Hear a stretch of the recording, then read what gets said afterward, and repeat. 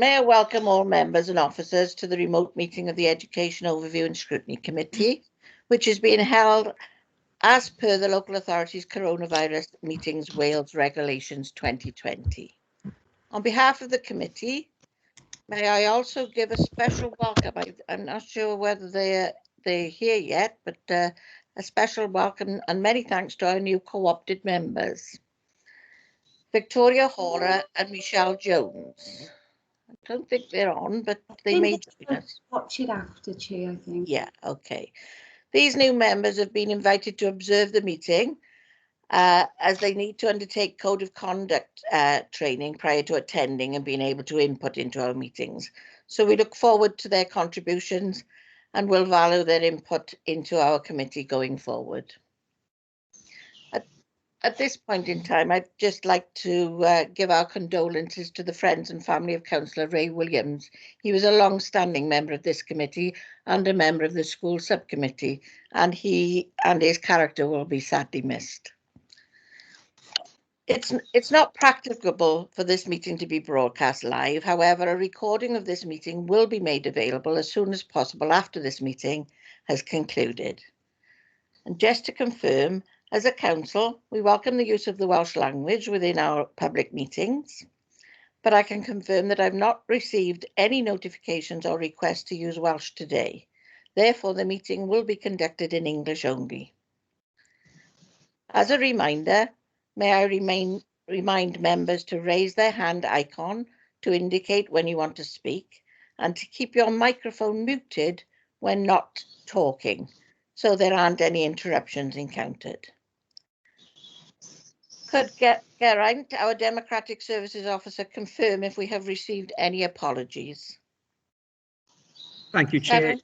Yeah, thank you, Chair. Yeah, we've got apologies from Councillor Richard Overton. Thank you. The next agenda item is agenda item number 2, declarations of interest. I see Tim James on. I'm going to ask members in alphabetical order to state whether they have any declarations of interest to declare. Councillor Karen? None. Councillor Cathy Evans? None. Councillor Janet Jones? None. Apologies from Councillor Overton and Councillor Powell. Councillor Seaman, I have none. Councillor Thomas? Alex, you're muted. Can you unmute a minute? Sorry. None, Chair, sorry. Thank you very much. Councillor Waite is no longer a member, so thank you for that. Tim, do you have any advice for members on any other declarations of interest? Thank you, Chair. No, I'm not aware of any declarations from what I can see on the agenda, Chair. Thank you. But obviously, if there are any issues as the matter progresses, I'm planning to duck out of the meeting, Chair, but I'm available if needed to be called back in by Geraint, if that's acceptable to you. Yes, thank you, Tim. Thank you, Chair, and thank you, members. Thank you. Just to remind members, these minutes relate to the report we received on the progress against the Education Strategic Plan and the partner review that was undertaken by Welsh Government. Please could I ask members to confirm that the minutes are accurate account of the meeting, and if anyone is against or wishes to abstain, please can you state in the chat bar. That's agenda item 3, sorry, I should have said that. Minutes of the meeting held on the 8th of October. Are you happy to accept those? Nobody said. Thank you very much, members. Agenda item 4 is the action sheet. Is there any comments on the action sheet? I've just got a comment on the 5.4 bullet point. The committee requested access to the full list of the governor training that has been undertaken to date, so members are able to determine whether anything else needs to be covered within their professional learning offer. And it should not just be the governor training. The committee also wanted to know any members training that was included. So I don't know whether we can pick up on that, can we? Yeah. Other than that, please can you state if everybody's happy with the action sheet? Yep. That takes us to agenda item 5, the School Standards Monitoring Committee membership report. Chair, Leanne, can I invite you to go through this report, please? Yeah. Thank you, Chair. Thank you, members. This is a very brief report from me informing the committee members of the School Standards Monitoring Subcommittee membership going forward. As the report sets out, this committee was established following discussions with Torfaen Recovery Board back in 2014, and a commitment was made at that time by Council to set up this committee, focusing particularly on schools' performance and the support that schools receive. In accordance with political balance calculations and discussions with the relevant political parties, it is suggested the following members that already sit on the Education Overview and Scrutiny Committee have membership onto the School Standards Monitoring Subcommittee. They are as follows: Councillor Rose Seaborn, Chair of the Subcommittee, as well as the Education Overview and Scrutiny Committee, Councillor Glyn Karen, Councillor Pet Thomas, Councillor Richard Overton and Councillor Jack Jones. Following on the committee's approval of membership for the school subcommittee today, appropriate arrangements will be put into place to agree, discuss and formulate the school sub-work programme going forward. And therefore seeking members' approval of the membership today, with the main focus of this subcommittee being to focus on schools' individual performance and the support that they receive. Thank you, members. Are there any questions? Can I ask, Chair, do we know when the first meeting is likely to be? Because I think we haven't met for quite a long time, and I think it's important that we get up and running as soon as we can. Please. Yeah, I believe once we've set this committee up, we can go ahead and set the date for the first meeting, Colette. So thanks for that. Yeah. Do we have a date in the diary, Leanne, for this or not? Not yet. I was awaiting membership approval today. And then what I was thinking is we'll set something up as soon as possible. Obviously, my thoughts at the moment, and I think the chair was in agreement, I think the first meeting really should be an informal meeting, which is a webcast. And it's just going to be an information giving session. I think the Chief Officer will come in and provide members with rich information so that they're able to determine some sort of work programme going forward. So if you're all in agreement with that. Yeah, I thought it best if we got our thoughts together to see which way forward we were going and the order of business. So are you all happy with that? Yeah. Okay, fine. Are you all happy with the committee selection? Yeah, thank you. So we'll organise that meeting as soon as possible, if that's okay. That takes us to agenda item number 6, which is the EAS business plan.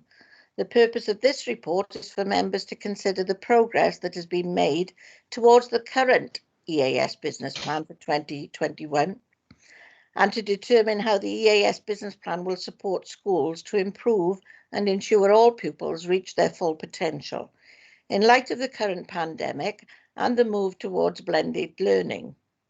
Can I welcome Deb Hartfeld and Kirsty Bevan from the EAS, Dermot McChrystal, Chief Officer for Education, and Julian Dorobchuk, Head of Learning, to the meeting. And can I ask officers if they would provide a brief overview of the main points within the report, please, for members?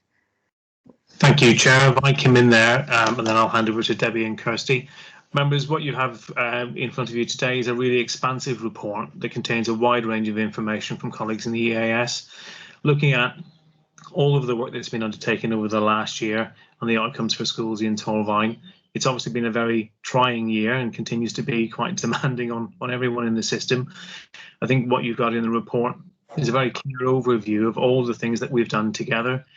We've worked very closely with partners in the EAS to try and tackle the various challenges that we've been faced with. And the EAS colleagues have been really responsive with schools to adapting what we've needed to put in place to make sure that we remain focused on the quality of teaching and learning, whether that be in class or online, and trying to get the best possible outcomes for our learners.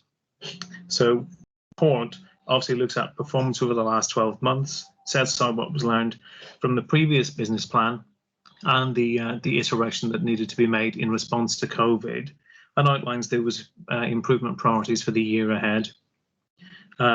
Obviously, the full iteration of the draft business plan is now available as well, but you've got the key specific priorities in in this paper that are then replicated in the full business plan. And I hope today's paper also gives you an opportunity to comment on those priorities as we go forward. So at that point, I'll hand to Debbie and to Kirsty to take us through the paper. Thank you, Dermot. Chair, are you happy for me to? Thank you, Debbie. Yes. Yeah, great. Thank you, and thank you for the opportunity for coming to meet with you all today. We're looking forward to the discussions that undoubtedly we will have. I obviously understand that members will have had the opportunity to read the papers in advance, and we would like to take the opportunity, as you would expect, to highlight some of those main points raised within it prior to opening up to any questions, if that fits. As Dermot has mentioned, we have attempted to respond to the request from your scrutiny brief, which is diverse in nature. So again, if there are things that you feel are not covered in depth, we are very, very interested to come and spend some more time with you if there are areas that need further clarification. I understand from Dermot that one of the appendix that we submitted around schools causing concern to address one of your requested areas for discussion today has been shared with you, but will be discussed in more detail at another time. So again, we're happy to pick up on the detail within that paper with you outside of the meeting. In addition to the draft EAS business plan, the most up-to-date version has now been sent through to your democratic services, and we are really keen, as always, to receive members' comments on the full version. Timing unfortunately collided with the paper submission for this and the actual business plan being released into the system. So just picking up on the paper and the main points. Just on 3.2 of the paper, I know you're aware, but just worth reiterating that the plan that you agreed, the business plan you agreed in 2021, so still for this financial year, it was suspended at the start of the lockdown period through discussions with chief executives. And we have since reiterated a version of the business plan that we feel meets the needs of the system and the schools and settings within Torfaen. And just on 3.4, as we think right back to the beginning of the pandemic, an audit of EAS staff who were able to support schools in the delivery of the emergency childcare facilities as they were then was shared with all directors. And that continues to be the case with the EAS staff supporting in Torfaen schools as safely as they and appropriately as they can during this period of time. In 3.6, I think it's important to note that throughout the spring and summer terms, and as we move into now, the EAS continued to report to each of the agreed governance groups within our governance structure. And those reports, where appropriate, have been made available to yourselves as members through your local authority. They also contain a level of detail that members would probably find fairly interesting. 3.8, just probably again worth noting around the local authority quality assurance meetings. They have continued to be held on a monthly basis throughout the pandemic. And all schools causing concern, or those where the pace of progress has been too slow, or indeed those schools that have struggled through the pandemic for a number of reasons, have been discussed in those sessions, and bespoke support has been provided in each of those cases. We have in 3.9 continued to provide termly overviews of the support that the EAS has provided to all Torfaen schools during this period, and again those reports I'm aware have been made available to yourselves. Just moving into section 4 around issues and findings. Very early on at 4.2 we did create an early support plan for the pandemic. I think it's probably fair to say none of us knew what the situation was going to be.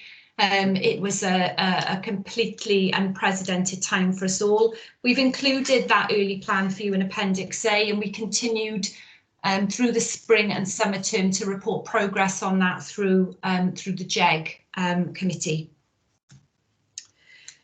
On 4.4, I think again I noted that Governor, you talked about Governor and professional learning in the start of your meeting.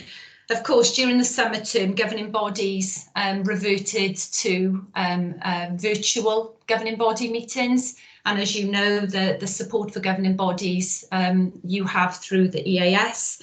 So during that period of time, you can see in 4.4 the number of governing bodies that were clerked during that period of time. And also to note in this section that the EAS moved almost immediately to a virtual programme for governors. And that PL offer for governors has continued and has been strengthened. No professional learning for governors had been adversely affected by the pandemic. There is and always has been a very clear professional learning offer, a list that's been available for governors, and this has been since May. So we continue to work closely with our Governor Strategy Group, of which Torfaen has representatives on, to make sure that that is available, and we are more than happy to share that with you picking up on the point from the beginning of the meeting. At 4.6, all schools in Torfaen that were already in established networks have continued to run and be operated throughout the pandemic. And we have expanded the focus, and rightly so, around that well-being element, which is an absolute key priority, not only for learners who are adversely being affected by the situation, but also to the hard-working staff in schools that have had some immense challenges to overcome during this period of time. And of course, as Dermot noted in his introduction, much of the approach that we've taken has been to support schools on the different models and the huge learning curve that staff have had to be undertaken around distance and blended learning. In 4.7, you'll recall from previous discussions with us and through information as governors yourselves, we continue to fund a professional learning lead in every school across Torfaen. And we've morphed that role into a blended learning lead during this period of time. And those members of staff within each of the schools has been the key link for us as a network to be able to distribute messages. There is also a professional learning lead in every cluster. And again, that becomes one of our delivery networks, and again, has been incredibly successful during this period of time. Just to pick up very quickly around 4.10 and 4.11, Team Around the School meetings have continued, and they have morphed into a supportive approach for schools across Torfaen. And an example of the support that's been offered as a result of those meetings was where the EAS commissioned for Croesy School a professional learning session for all staff with Professor Mick Waters to help them to introduce and refine their teaching and learning strategy. And again on 4.11, identified schools have remained committed to the delivery of professional learning, and you can see Abersycon, Croesy, Cwmbran High and Gwynllw have all engaged in the Middle Leadership Programme, albeit virtually, but albeit successfully engaged. And of course, the impact of that will need to be seen over time as we move forward. And then if I just move to 4.14, we have continued to provide a vast range of additional support to schools and settings across Torfaen. That includes seconding a member of staff from the EAS into one of your secondary schools to enable support in one of their key departments, and subject advisors also working in identified schools for a dedicated proportion of their time. We've particularly aimed that support at those schools that require those higher levels of support, and those schools have tended to be those prior to the pandemic are the same schools that receive that support now. And in 4.15, which I'm sure all of you will have had the chance to look at, our Support in Our Schools bulletin, a website that we've created, is released to schools on a fortnightly basis, and it contains a vast amount of support and resource materials, many of which have been contributed to from schools within your local authority, schools such as Gwynllw, Maindy Primary, Green Meadow and Crownbridge Special School, to name a few.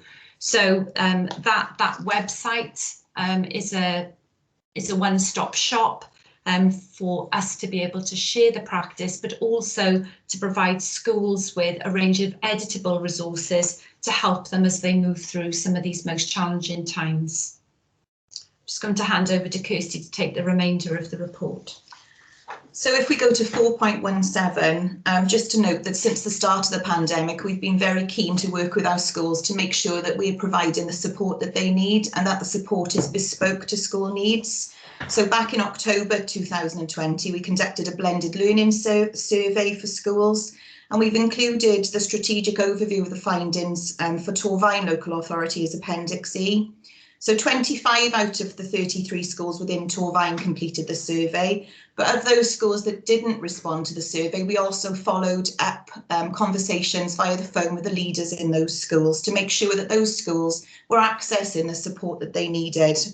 I think it's really important to note on 4.20 that the school staff and PIU staff from Torfaen have engaged really well with the professional learning offer from the EAS during this time.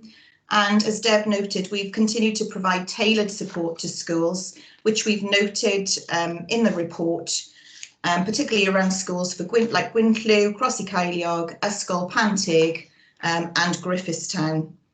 Under 4.21, we've also provided guidance and support to schools around the allocation of their Recruit, Recover, Raise standards, the Accelerated Learning Programme, the Welsh Government grant funding. And we've allocated an additional £10,000 to each secondary school across the region to support particularly learners in Key Stages 4 and 5. Just for members' information and to note, under 4.23 and 4.24, we've included information around the thematic review that was undertaken by Estin, and the report does capture the work of the service in a very fair and balanced way, exemplifying some of the approaches taken. That's available on our website. And also under 4.24, we continue to work with a planned external review with Dr. Steve Mumby.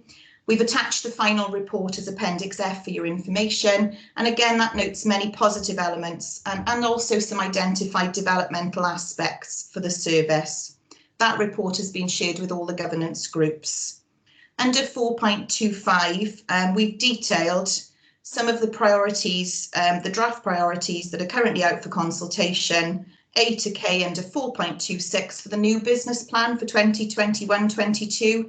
As you can appreciate, it's been very difficult to predict how society will be operating moving forward.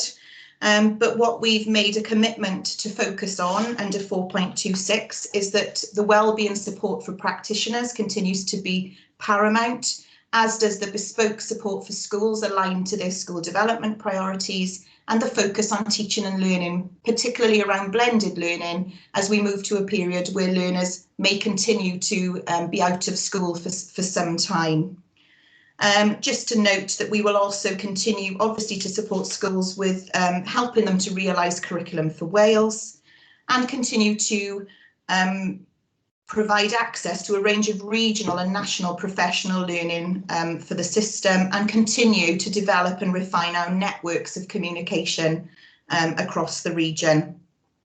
Under 4.27, in terms of the performance information that members requested, we sent a scrutiny report in September 2020 with available LA outcomes for Key Stage 4 and Key Stage 5, which we've attached as Appendix G.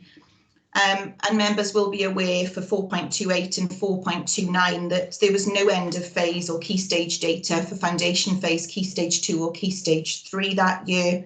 And for key stage 4 and key stage 5, outcomes for that year shouldn't be used for accountability purposes, and that was in line with agreements between the local authority and head teachers made prior to the collection of that data. So the content of that scrutiny report noted under 4.30 is just to provide a contextual overview really of the anonymised school outcomes rather than analyse performance at local authority or individual school level.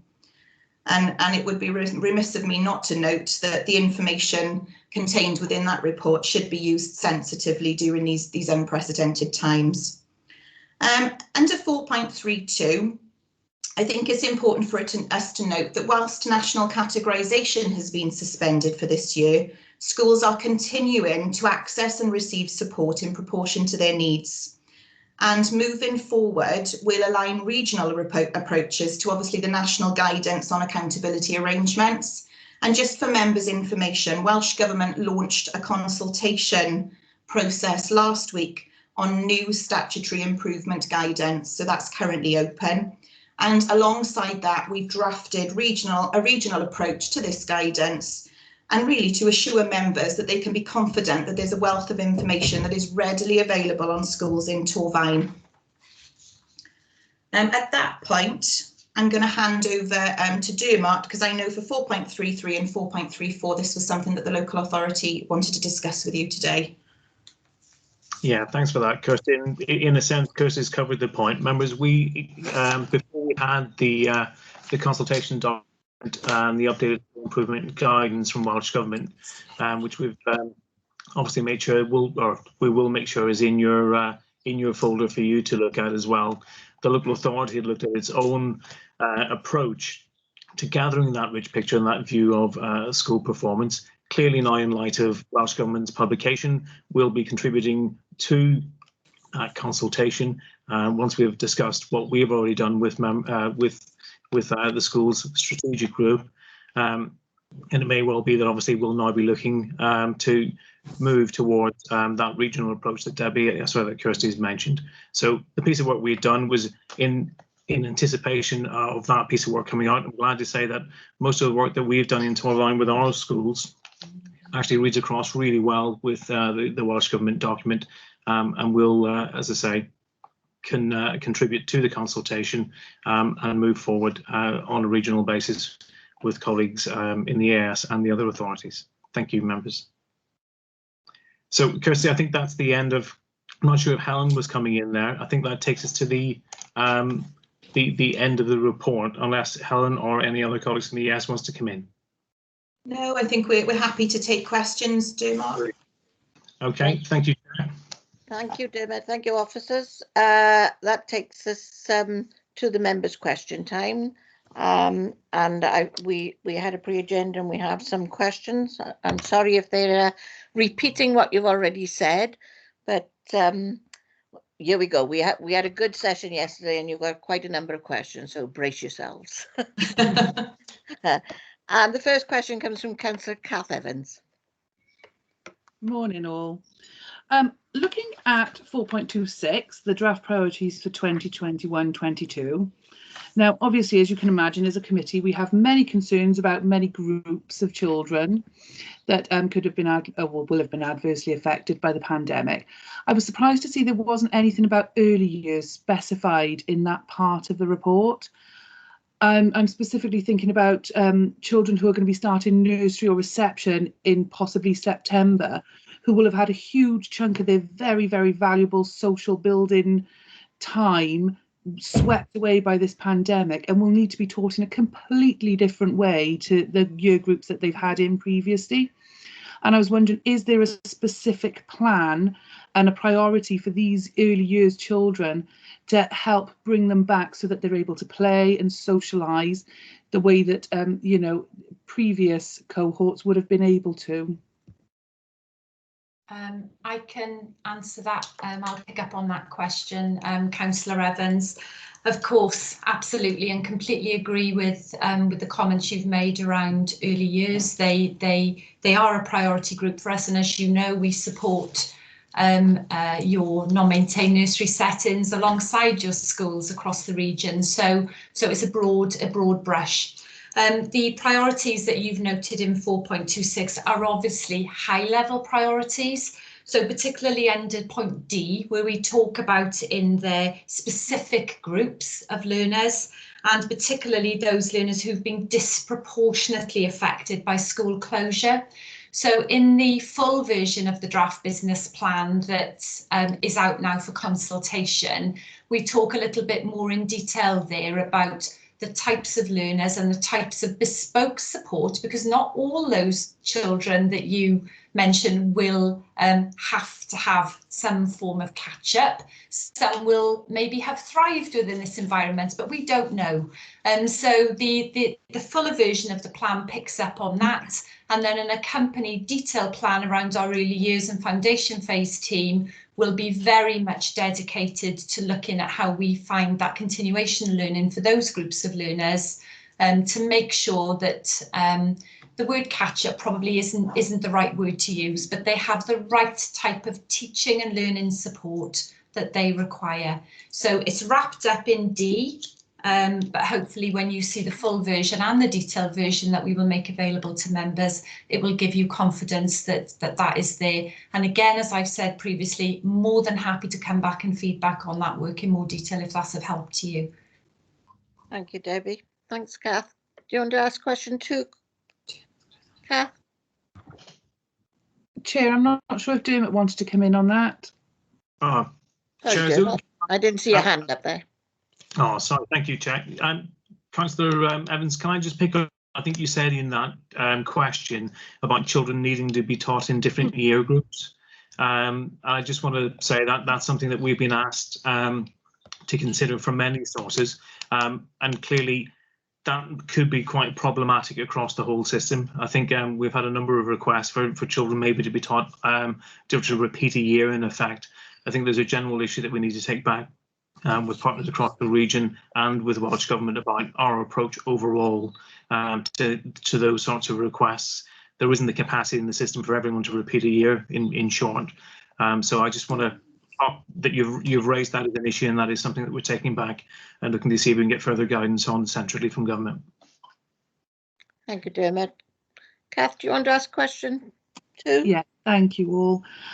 The high-level draft priorities, do you have a plan B if, for example, everything is fine and schools are reopened and everything is back to normal in September, which I know is highly unlikely, but you know, this time next year we wouldn't have thought we'd be sitting here on a Teams meeting with all schools. So who knows what can happen in the future? So are there alternate plans for different things happening with the high-level draft priorities? I think you're absolutely right. None of us thought we'd be like this, but partially is quite efficient, isn't it? Of course, and I think the whole context when you read the full business plan, it's slightly different to ones you'll have seen previously. We've been really careful to make sure that the context section of that plan talks about there is no blueprint. We don't know what the future holds. And we have been very balanced with the priorities in the sense of the learning that's been taken from this phase. So when you look at the high level priorities that we've got there and actually break them down, we would all want to be in the position you've just described, Councillor Evans, back to school in September, everything back to that promotion of teaching and learning.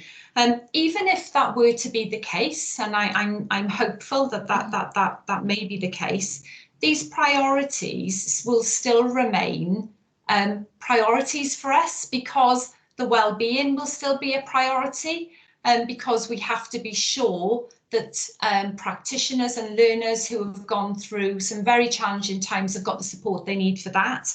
And we're still talking here about the quality of teaching and learning, whether that be through the blended approach or through face-to-face teaching. So So we will be able to be incredibly flexible with the way we work. And what we don't actually want to do is lose the skills that teachers have gained with regards to their digital skills, even if things do go back. And we were talking actually this morning about the collaborative benefits of working virtually. For us, we've seen so many benefits. So we don't actually want to lose some of that. So the priorities actually are broad and wide enough to be able to cater for the circumstances that we face. Albeit if there's something that comes left field, then obviously we're going to need to look at them. But where the flex will come in our planning is the detail that sits beneath the priorities. And we will make sure that we respond in an agile and timely way so that we meet the needs of yourselves in Torfaen, how you feel things need to be addressed in your school. We want to make sure that we're listening to the feedback from your schools in Torfaen and your teachers. And also, obviously, there is that national picture. So yes, there is flexibility, absolutely. Yes, we will flex and change. But we do believe that those high-level priorities, unless there's some huge feedback that comes back from the consultation where people feel we're missing things, then we think they're broad and able enough to be able to withstand quite a lot of flux in the system. Thank you. Thank you for that, Deb. And question 3, Kath, are you okay to take that one as well? Yes, yeah. 4.28. And I know it's almost impossible because the data isn't there, but how are we going to how is the success and the impact that blended learning is having on pupils going to be measured for each school? How are we going to try and keep track of our pupils and if they have fallen behind or if they are, and what they need, what they're going to need to be catching up on? How are we going to do that? That's the $1 million question, Councillor Evans. I believe it's a question that and a theme that keeps me awake at night, as I'm sure it keeps you awake and many head teachers across Torfaen. Excuse me. It is one that we've considered in a staged approach across the region. So through discussions and agreements with directors, we've been very careful in the very early days of the pandemic to allow schools the space to first of all decide what their strategies are going to be to accommodate distance and blended learning. And through that staged approach, we provided lots of professional learning, lots of advice and guidance, and templates to help them to plan strategically. Phase 2 was very much about talking with schools and head teachers across Torfaen and across the region about what we believe regionally good looks like in this space. And there is very little out there actually around what good looks like. There is no blueprint for this with distance learning, and there's very little out there on loss of learning. So we started to decide virtually, collaboratively with schools around what good looks like in this space. And we've collected a range of case studies about how schools are measuring engagement, how schools are measuring the quality and assessing the quality of the types of activities that they're giving learners. And I would say at this stage, picking up on your first question, I think it was, some of that is fairly challenging for our younger pupils. And I think we're all aware of that. We've collected a range of case studies, as I've said, and an example of that is around Garnteg, with the way in which they've worked on things. Stage 3 of our approach is quite exciting, which is where we are now and working with Dermot and Julian to be able to work with schools so that they can show us virtually a virtual walkthrough, almost a bit of a virtual learning walk of what their provision is, what learners have responded to, how they've had that feedback, how they're measuring engagement, what type of provision they are having, and what schools individually believe to be the barriers for their groups of learners on return to school. So I think what we've got to be careful of is that there isn't going to be a one-size-fits-all here. So certain learners in certain schools will have thrived, and certain learners in certain schools will have been very disadvantaged by the situation. So I don't have the answer to the $1 million question, but I believe we have a structure and a plan. I believe that with Dermot and Julian, the number of schools that are coming forward in Torfaen to enter into what we're calling Celebrate, Share, Support and Refine is very encouraging. And we will, as part of the priorities that we've shared with you, enable schools to have a clear understanding of what people are calling a recovery curriculum. I'm not sure I like that terminology, but what it means is how we will differentiate the teaching approaches for those learners that have been severely disadvantaged by the pandemic. How we will measure that is going to be through individual schools, through what they identify to be their needs and priorities, and we will continue to wrap that support around them and be able to gather that intelligence and information to share with the local authority and yourselves as appropriate, possibly through your revised school standards group. Thank you for that, Deb. Kathy, you happy with that? Yes, thank you. Okay, I've got the next question, and it's, have all schools actioned your recommendation that schools and governing bodies identify a strategic lead with responsibility for distance learning strategy, as in bullet point 4.7? So what we're asking is all our schools identified a strategic lead. Yes, so as I noted in, was it 4. What did you say? 4.7. Yeah, okay. So as I noted there, we had already for the past 3 years, I think 3 years, set up a network of professional learning leads, and many of you will know that through your role as governors in schools. That was incredibly successful as a route for delivery of key messages, particularly those key messages around curriculum for Wales. When the pandemic hit, it became very apparent that we needed to not lose those networks of professional learning leads, but strengthen the network. And that notion of a professional learning lead turned into a distance learning lead, or a lead for teaching and learning, or around that ethos, the principles around that. And the engagement of those professional learning leads or distance learning leads across Torfaen has been strong, and the engagement additionally of the professional learning lead in your clusters has also been strong. And what that has enabled us to do is to be able to share key messages through the system, for them to be able to network with other like practitioners, and for them to be able to share resources and approaches across the piece.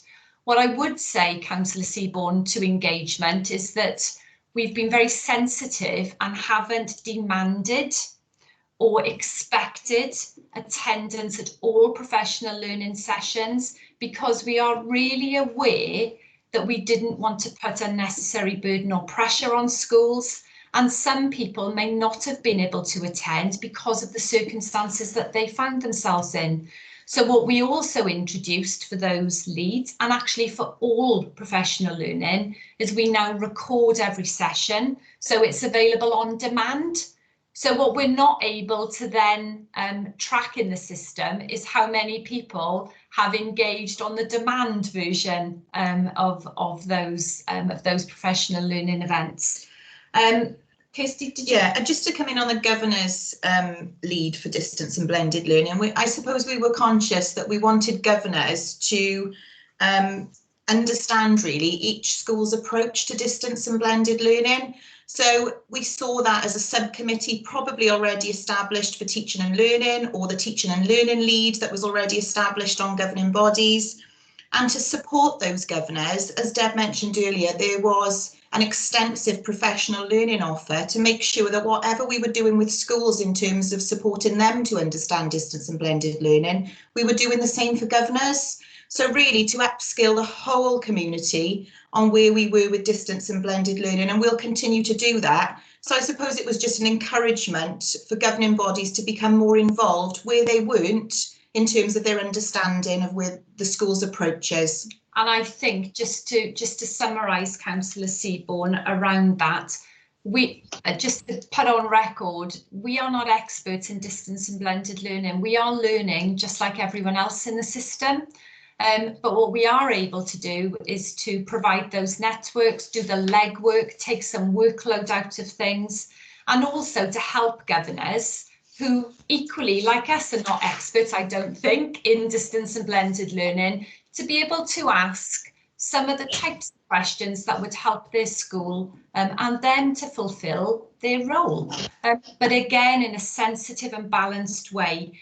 And just as an end to that, we're also releasing on Friday, which we discussed and agreed with the Governor's Strategy Group yesterday, a leaflet that now accompanies some of that work that we've already done to further help and support governing bodies in how they sensitively approach some of these aspects of work with this school. So again, I hope that's another layer that we've introduced in this phase 3 of our strategy.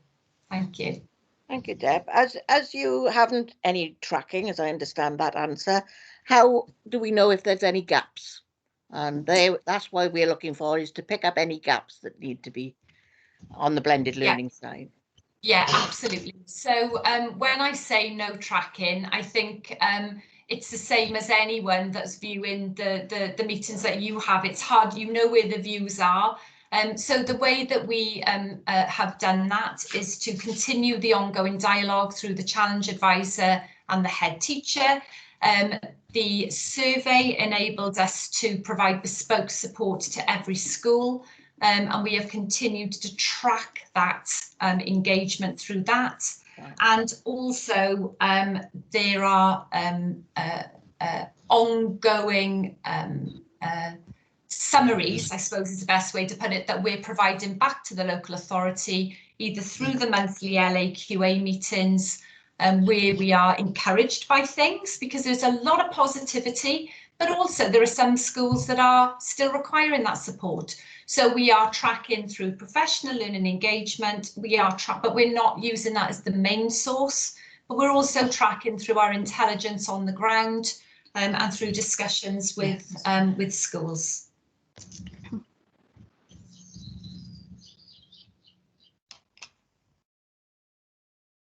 Councillor Seaborn's on mute. I think you're on mute, Councillor Seaborn.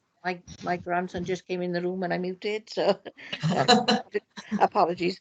What was the outcome of the meeting with Esting as outlined in 411? Do you are you referring to the improvement conference, Councillor Seaborn, with Croeso-Ceiliog School? Yes.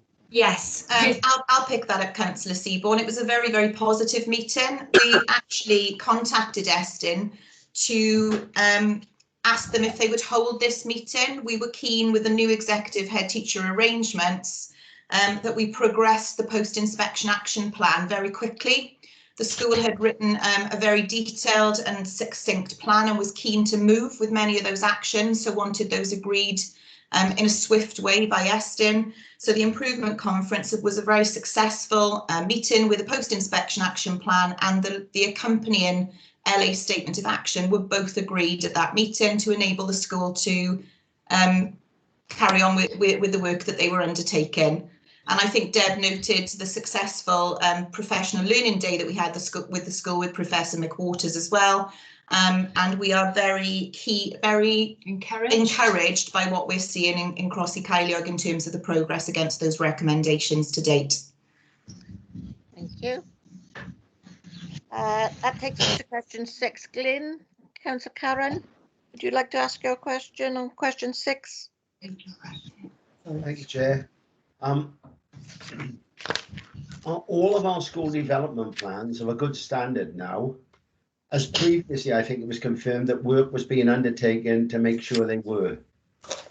Are they still school development plans for now, or have they been merged? So the region, Councillor Karen, I think I've got the gist of your question, but the sound was going then. We've supported schools in terms of their school development plan writing for this year. Obviously, the focus for schools in this year has been around distance and blended learning and wellbeing. So as a service, we've provided guidance and exemplar plans for schools. And probably Dermot will want to come in terms of a number of schools in Torfaen had discussions with the local authority and ourselves, particularly at the secondary phase, around their school development plan actions for this year. So Dermot, I don't know whether you wanted to come in terms of the quality. Yeah, Councillor Karen, I think the question was predicated on previous discussions that we've had also around the variability in quality. Obviously, given the fact that we're in a very different set of circumstances, we've put a lot of support in this year with colleagues in the EAS to really support schools to come up with the most appropriate and well-targeted SDPs. So those discussions, we did some quality assurance work with lots of our schools. We've made it very clear to all schools if they need additional support, that's regularly available. So in terms of where we are at the moment, we think all of our schools have appropriate SDPs in place. We continue to monitor those with schools, and that's part of our ongoing discussions with colleagues in the EAS through the schools cause and concern sort of process as well. So overall, considering the challenges that schools have been facing over this year, I think we're content with the quality of SDP, but really those are the core documents going forward that we'll use in terms of looking at how schools are actually responding to not only the COVID crisis, but to the quality of teaching and learning in classrooms. And they'll remain a key focus of our joint work with the EAS. So overall, we're content with the level of quality that's there. Thank you. Thank you. And part two of that question, are they still school development plans? Are they about to merge, or are they going into some kind of metamorphosis? I'm not aware of any metamorphosis planned. I think they're going to remain as SDPs. Right. So I wonder, Chair, if that question was, I think again, a previous discussion was around schools in Eston follow-up or schools with a post-inspection action plan. We're really keen to try and ensure that schools have one clear, concise plan wherever possible. So SDPs are the document. That's what my thoughts, but things change so quickly in this game, doesn't it? So, right, my question is the next question for question 7, and I'm referring to 416. You state that the EAS has continued to focus on supporting schools to understand and develop approaches to distance and blended learning. In order to reach a common understanding of what good looks like, have more schools from Torfaen been encouraged to engage on the group you refer to? Yes, is the simple answer, Yeah, Councillor Seaborn.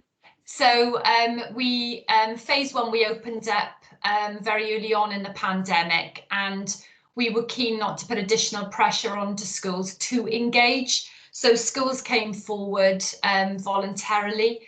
That group regionally has morphed in phase 2. And yes, there are a broader range of schools that are willing now and feel more confident. Actually, I think there's a bit around that as well, to come forward onto the group. I think Helen just wants to come in there, probably with some detail, I would have thought. Thank you, Helen. Debbie. Thank you, Councillor Rose Seaborn. If that's okay, I can just expand on that point. As Debbie has said, in phase 2 now, we have more Torfaen schools taking part in the blended learning, distance learning masterclasses. And on the session this Monday that's just passed, on the 1st of February, we had an excellent presentation from Garnteg School on their approach to distance and blended learning. That was presented to around 280 schools, and many of the Garnteg staff presented. That was superb. And we also had a presentation from Pennygarn School. Louisa Sellers talked about the approach in terms of the governors and how they've developed their understanding of their role in terms of distance and blended learning. And I know Green Meadow is another school that's taking part. and they've done some really superb work in terms of working with parents and the community on understanding blended learning. So that's just an update, and I know we've got more Torfaen schools too wanting to take part. Thank you. Yeah, thanks very much. I understand Garnteg was ahead of the game when I was the mayoress and we visited the school then, so with their artwork and photography and what have you. So there we go. Question 8 is my question again. And how will we ensure the performance of our school, of those schools in the schools causing concern category, will not deteriorate further? And similarly, our green schools will not deteriorate. There's a lot wrapped up in that question, because I think we globally are not clear at the moment about what the impact of the pandemic will be. I think the most sensible response I can give to that is when we are in a position where we are able to see more fully the impact that the pandemic has had on schools. Our role in supporting Leisure School Improvement Service will be to look in detail at the evidence base that schools have to ascertain the changes that have been made in the school. We'll use the LAQA meetings as the mechanism for us to have those regular conversations, and also the schools causing concern meetings, which I'm sure at some point it will be appropriate to revisit those. There isn't a quick and easy answer to that, Councillor Seaborn, until we know what the baseline is for what we're looking at. But the assurance I can give you at this point in time are those schools that were causing concern prior to the pandemic and that are still causing concern now with regards to the category and statutory category that they find themselves in. They are receiving regular bespoke sessions. We are continuing to have, alongside colleagues in the local authority, team around the school meetings.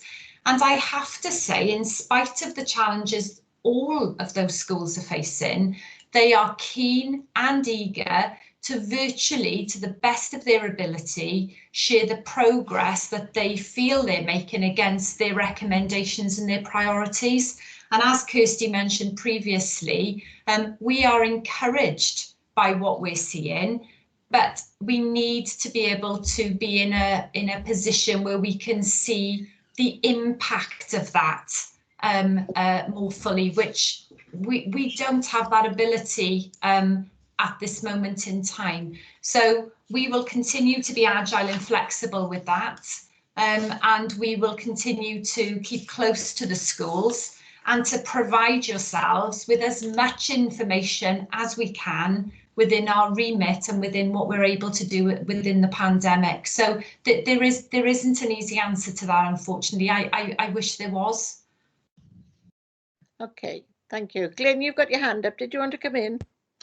Yeah, if I could, Chair, I'd like to follow that up with one of my questions from a bit later on, because it's basically on the same subject. Yeah. I noticed that I look at page 50 and I see the UNESCO comment on distance learning. This is not a time for busy work or encouraging long days at the computer or desk.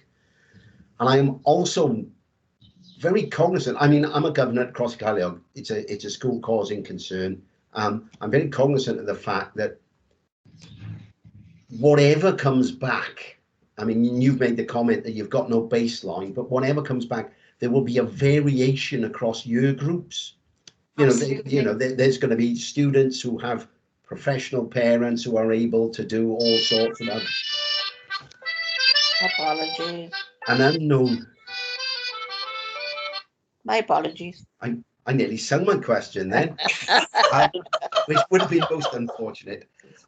So is it realistic to expect a significant improvement from our schools, especially those causing concern, given the current situation? I think that report that you refer to is one that we used very early on in the pandemic. Because the UNESCO report was one that was out there, Councillor Karen, and I think the point you make is absolutely the case. I think I've used the word one size fits all previously in one of my other answers. There isn't going to be one size fits all to how schools and learners are going to be affected. We can't know that.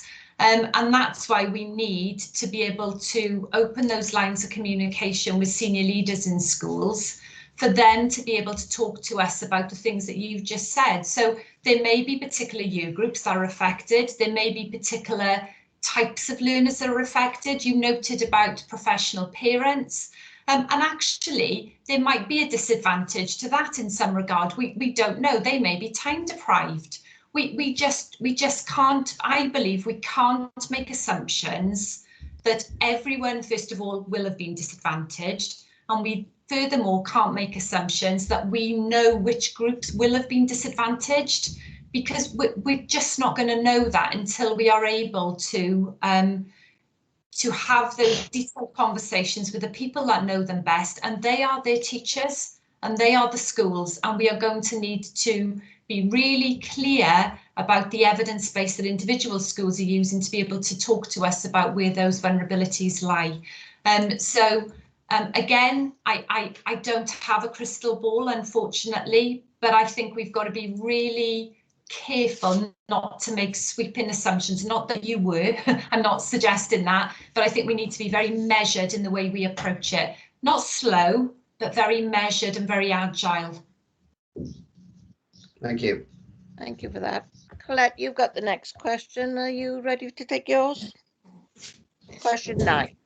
Yeah, it's page 34, 4.22. It mentions the RADI programme there, where it's the raising attainment groups. I'm a little bit concerned that there's nothing there really, considering the southwest area of Cwmbran. Cwmbran High School doesn't seem to be involved. There are high numbers of free school meals in the southwest area. It's a bit disappointing that there's no involvement. I think from our perspective, they were the schools who came forward to be part of that RADI programme. That's not to say, however, that we're not supporting Cwmbran High in terms of support for their vulnerable learners. So each school, each secondary school within Torfaen has a vulnerable learner lead that the EAS has funded, and that's a professional learning programme with individuals from the school working with us. So any messages that come out of the RADI programme would also be delivered through that vulnerable learner lead at secondary. So I suppose my point is, please don't think that we're not supporting those schools, particularly around their vulnerable learners and the provision. I think also to add there, Councillor Thomas, is that it's all well and good offering the support to the secondary school around that vulnerable learner lead programme, but unless the primaries in that cluster are also talking the same language, you know what I mean by that, and using the same type of approach, it's not going to have as much of an impact. So we have also launched a vulnerable learner lead programme in the primary phase as well. And that again is feedback that we give regularly through the quality assurance meetings. And again, we're also very, very willing to share those programmes with you so you can see the content and the learning from them. And the schools that are in the RADI programme currently, and the door is always open. So we're not, we're making the assumption that for that type of engagement, schools will come forward when the leader feels that that is right and proper. But those vulnerable learner lead programmes also receive best practice virtual webinars from the schools. And we've also funded every school to have access to the RADI professional learning programme, which is running through the autumn term and the spring term. And again, that's an open access licence that we've purchased, and it is particularly around the re-engagement of vulnerable learners. So again, more than happy to provide more information on that if that would be useful to you. Thank you. Thank you, Chair. I think it would certainly be useful to the committee, so thanks for that, Deb. My question is the next question. You've expressed what support is being put in by the EAS and the local authority. My question is about what support is being provided by Estyn and Welsh Government to Cwmbran High School.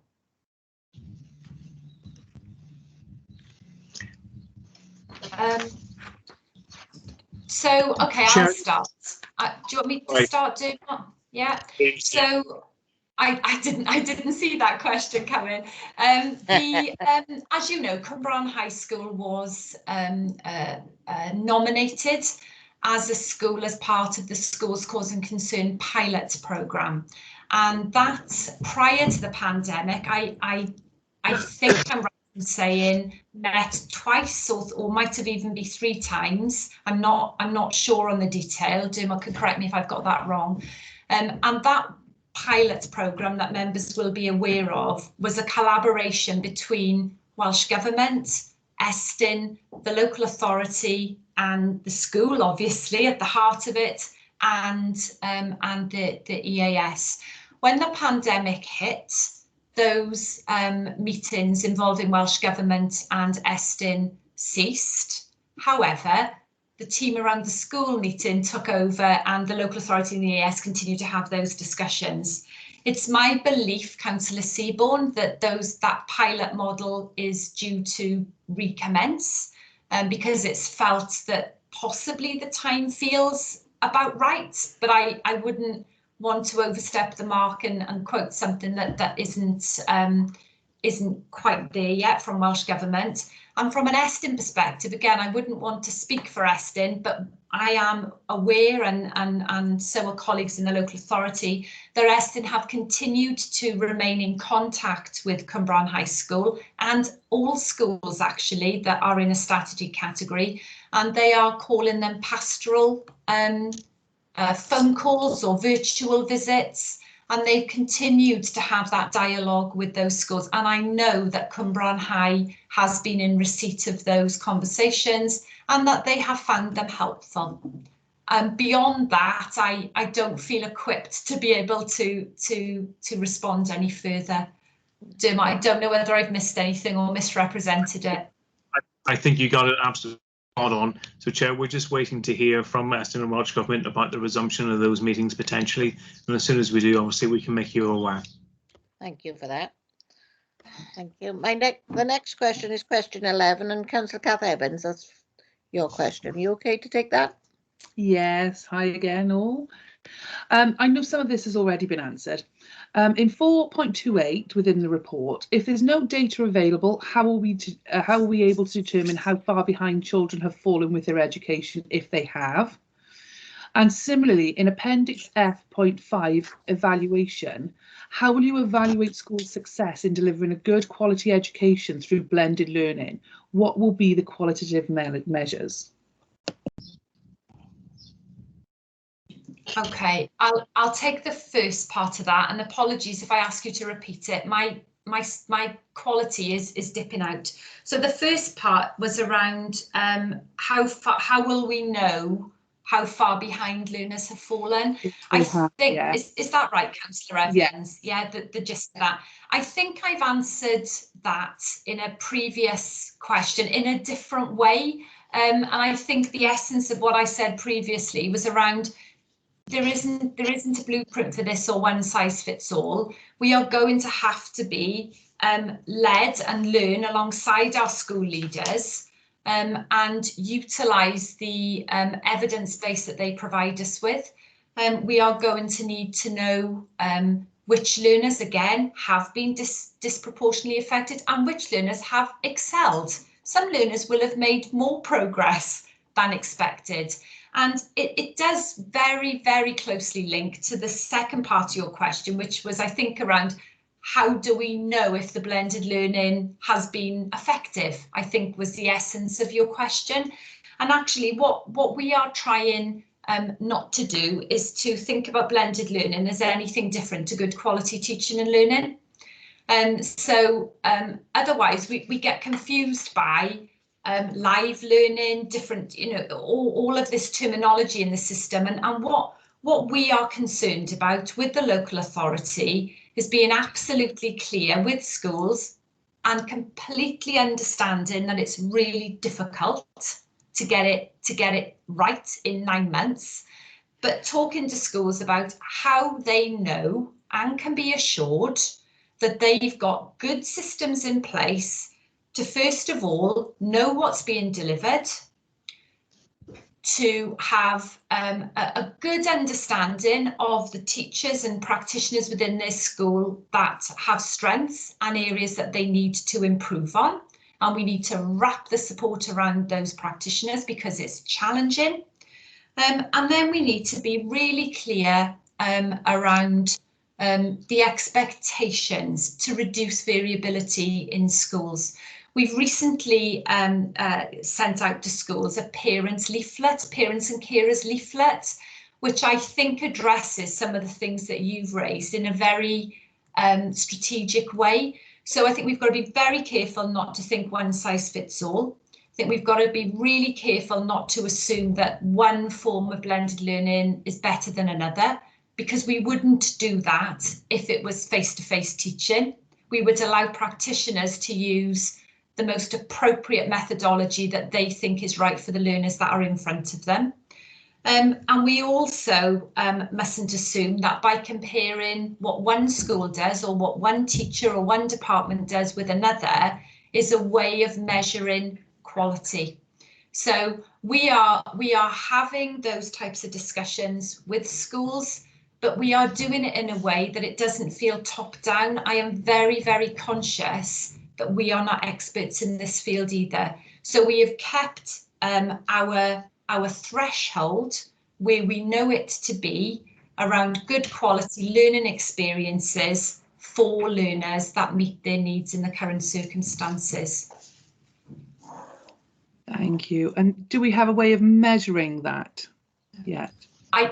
I don't know what we would measure, if I'm honest with you. It wouldn't be appropriate, in my opinion, to start to have discussions with schools about measuring the quality. What we need to be assured of is that schools are aware of what the quality is like within their own setting and whether that quality meets the needs of the learners that they know best. It wouldn't be appropriate for us to measure or give a grade or anything around that in this circumstance.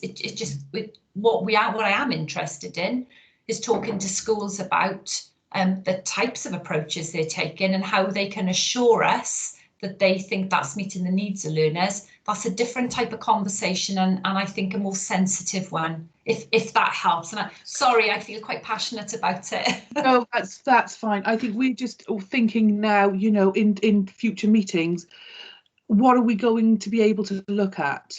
How are we going to be able to judge if blended learning has worked, if children are progressing, or if they've fallen through the cracks? Absolutely. And how are we going to know this if there is no qualitative measures to know, to measure against?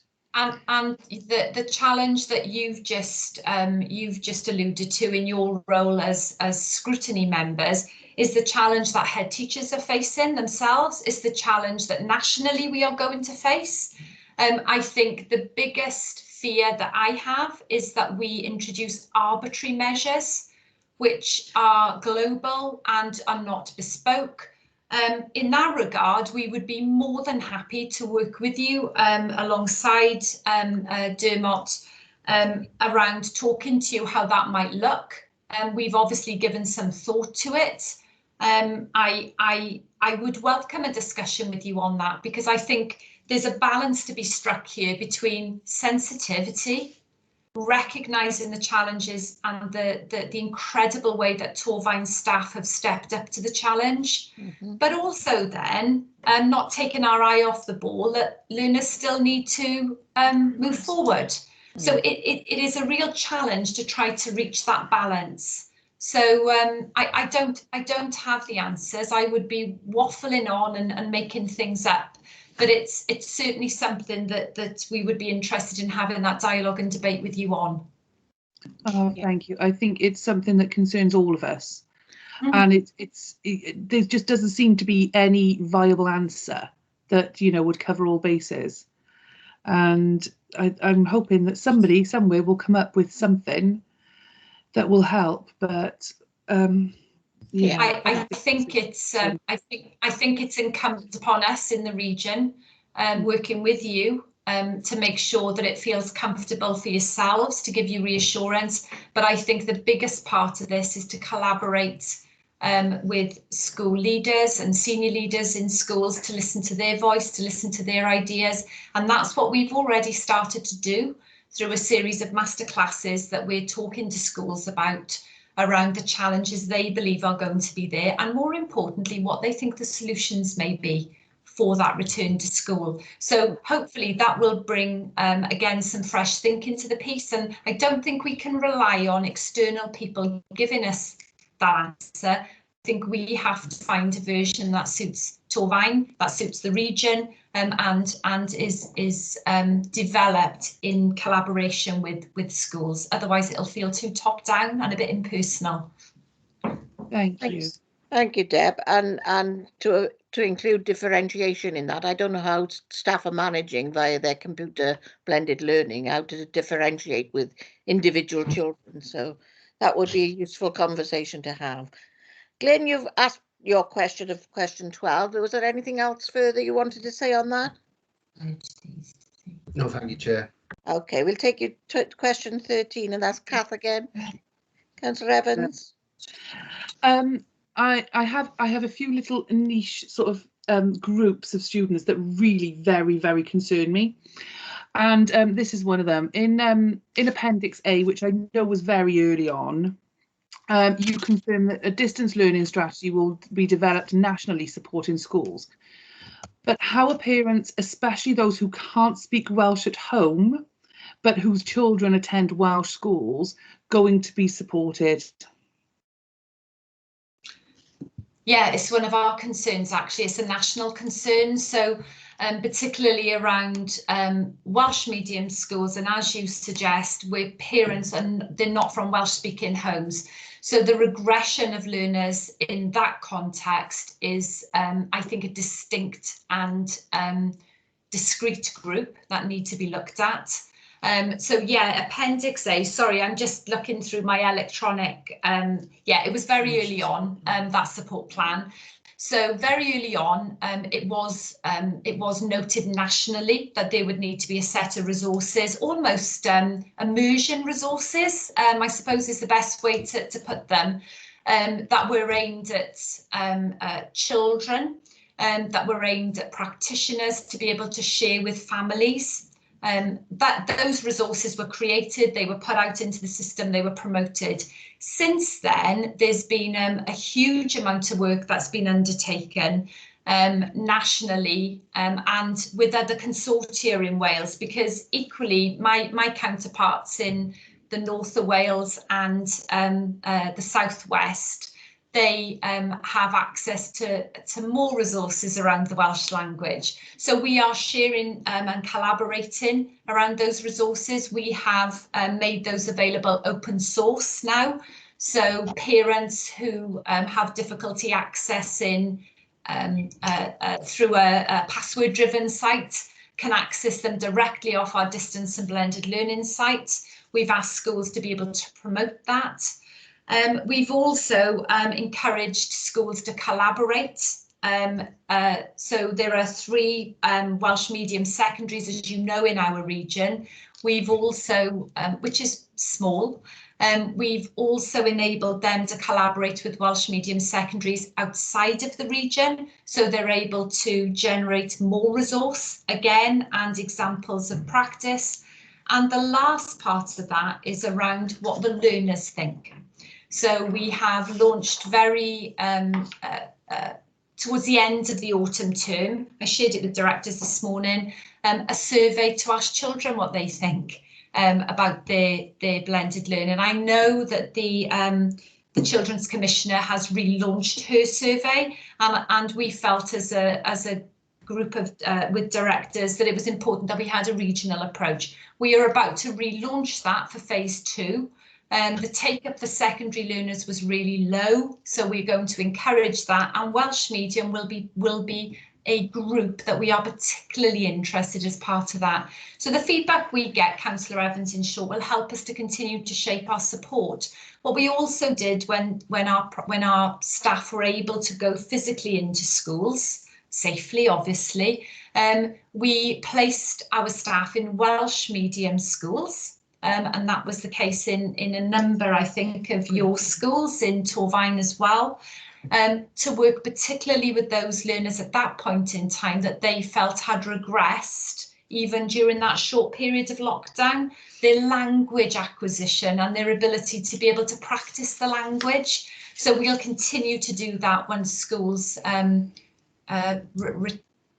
return in whatever way that looks like. So I completely agree, they are a group that are a concern. Thank you.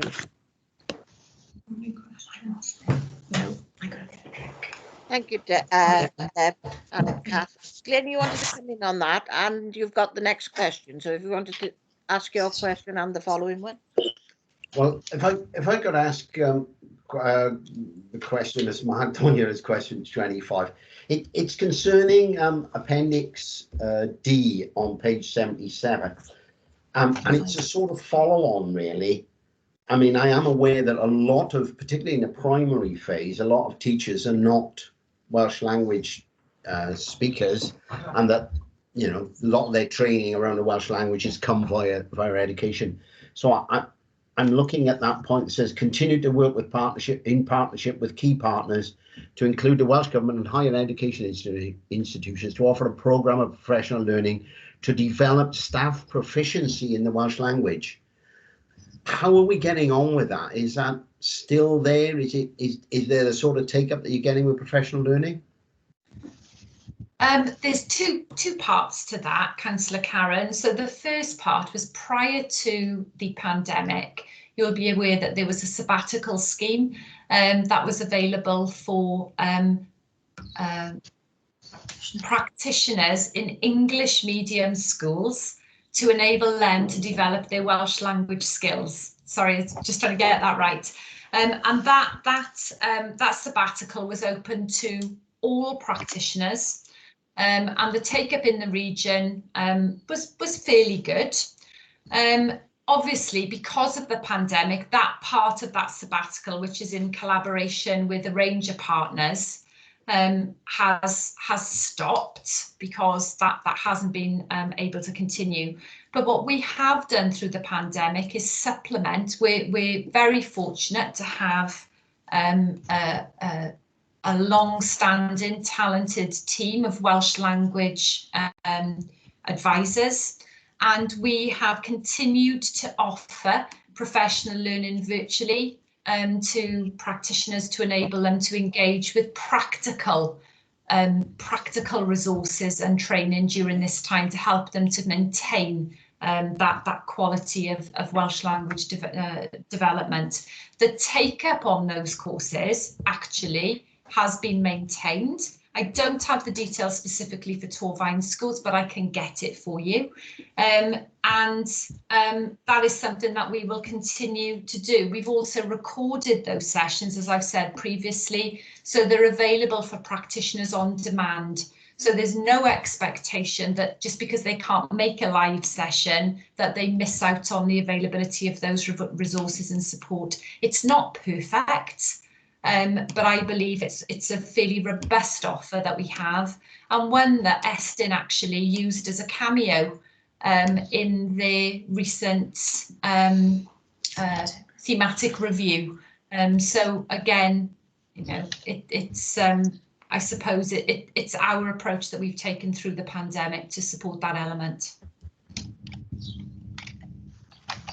Thank you. So if I could ask what was supposed to be my next question, then on page 43, you stated additional virtual support for the very few schools across the region, 15, and you say 15 on that page, but it's later on in another one of the appendixes, you make the same comment, but you have no number after it. And it says few schools across the region yet to engage in the survey. And is it still 15? And why are these schools? Why do you think these schools are not engaging? Sorry, Councillor can I just ask you which appendices you're referring to? Are you referring to appendix? Give me 1 second. It's appendix A. Yeah. And it's page 43 on my report, and it's page 5, I think, of appendix A. Appendix A. And it's page 5. It's the very last bullet point under pedagogy and leadership. Pedagogy and leadership. Oh, I see. Additional virtual support for the very few schools across the region yet to engage in schools as learning organisations. Yeah. So very early on this was the business plan that ran from September to now. So this is the revised plan that we were using. So prior to the pandemic, there was and there still is a national programme where schools have been asked to engage in a virtual survey around the principles of schools as learning organisations. So at the point of writing this report, this business plan, we were really conscious that although the take-up had been really good, you know, very few schools out of 240 odd, there were 15 schools that were still yet to engage. Now, I don't want to be giving you information that's not true, but I believe almost all schools have engaged now. But again, I can come back to you with a detail on that. But we were very conscious that we didn't want to force this at a time that may have seemed insensitive. But actually what we were saying to schools is that by engaging in it, it will help with your change agenda and managing within this period of time. So I can give you the detail, but my memory, if it serves me right, they have now engaged. That's great. Thank you very much. Thank you for that. We'd appreciate the detail on how many or if there are any gaps again. So thank you. Colette, your question is question 15.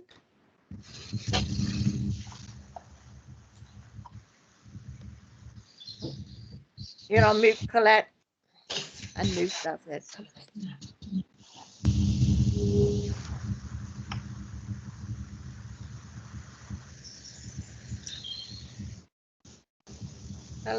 Colette, your camera's gone off, but your mute is still on, so.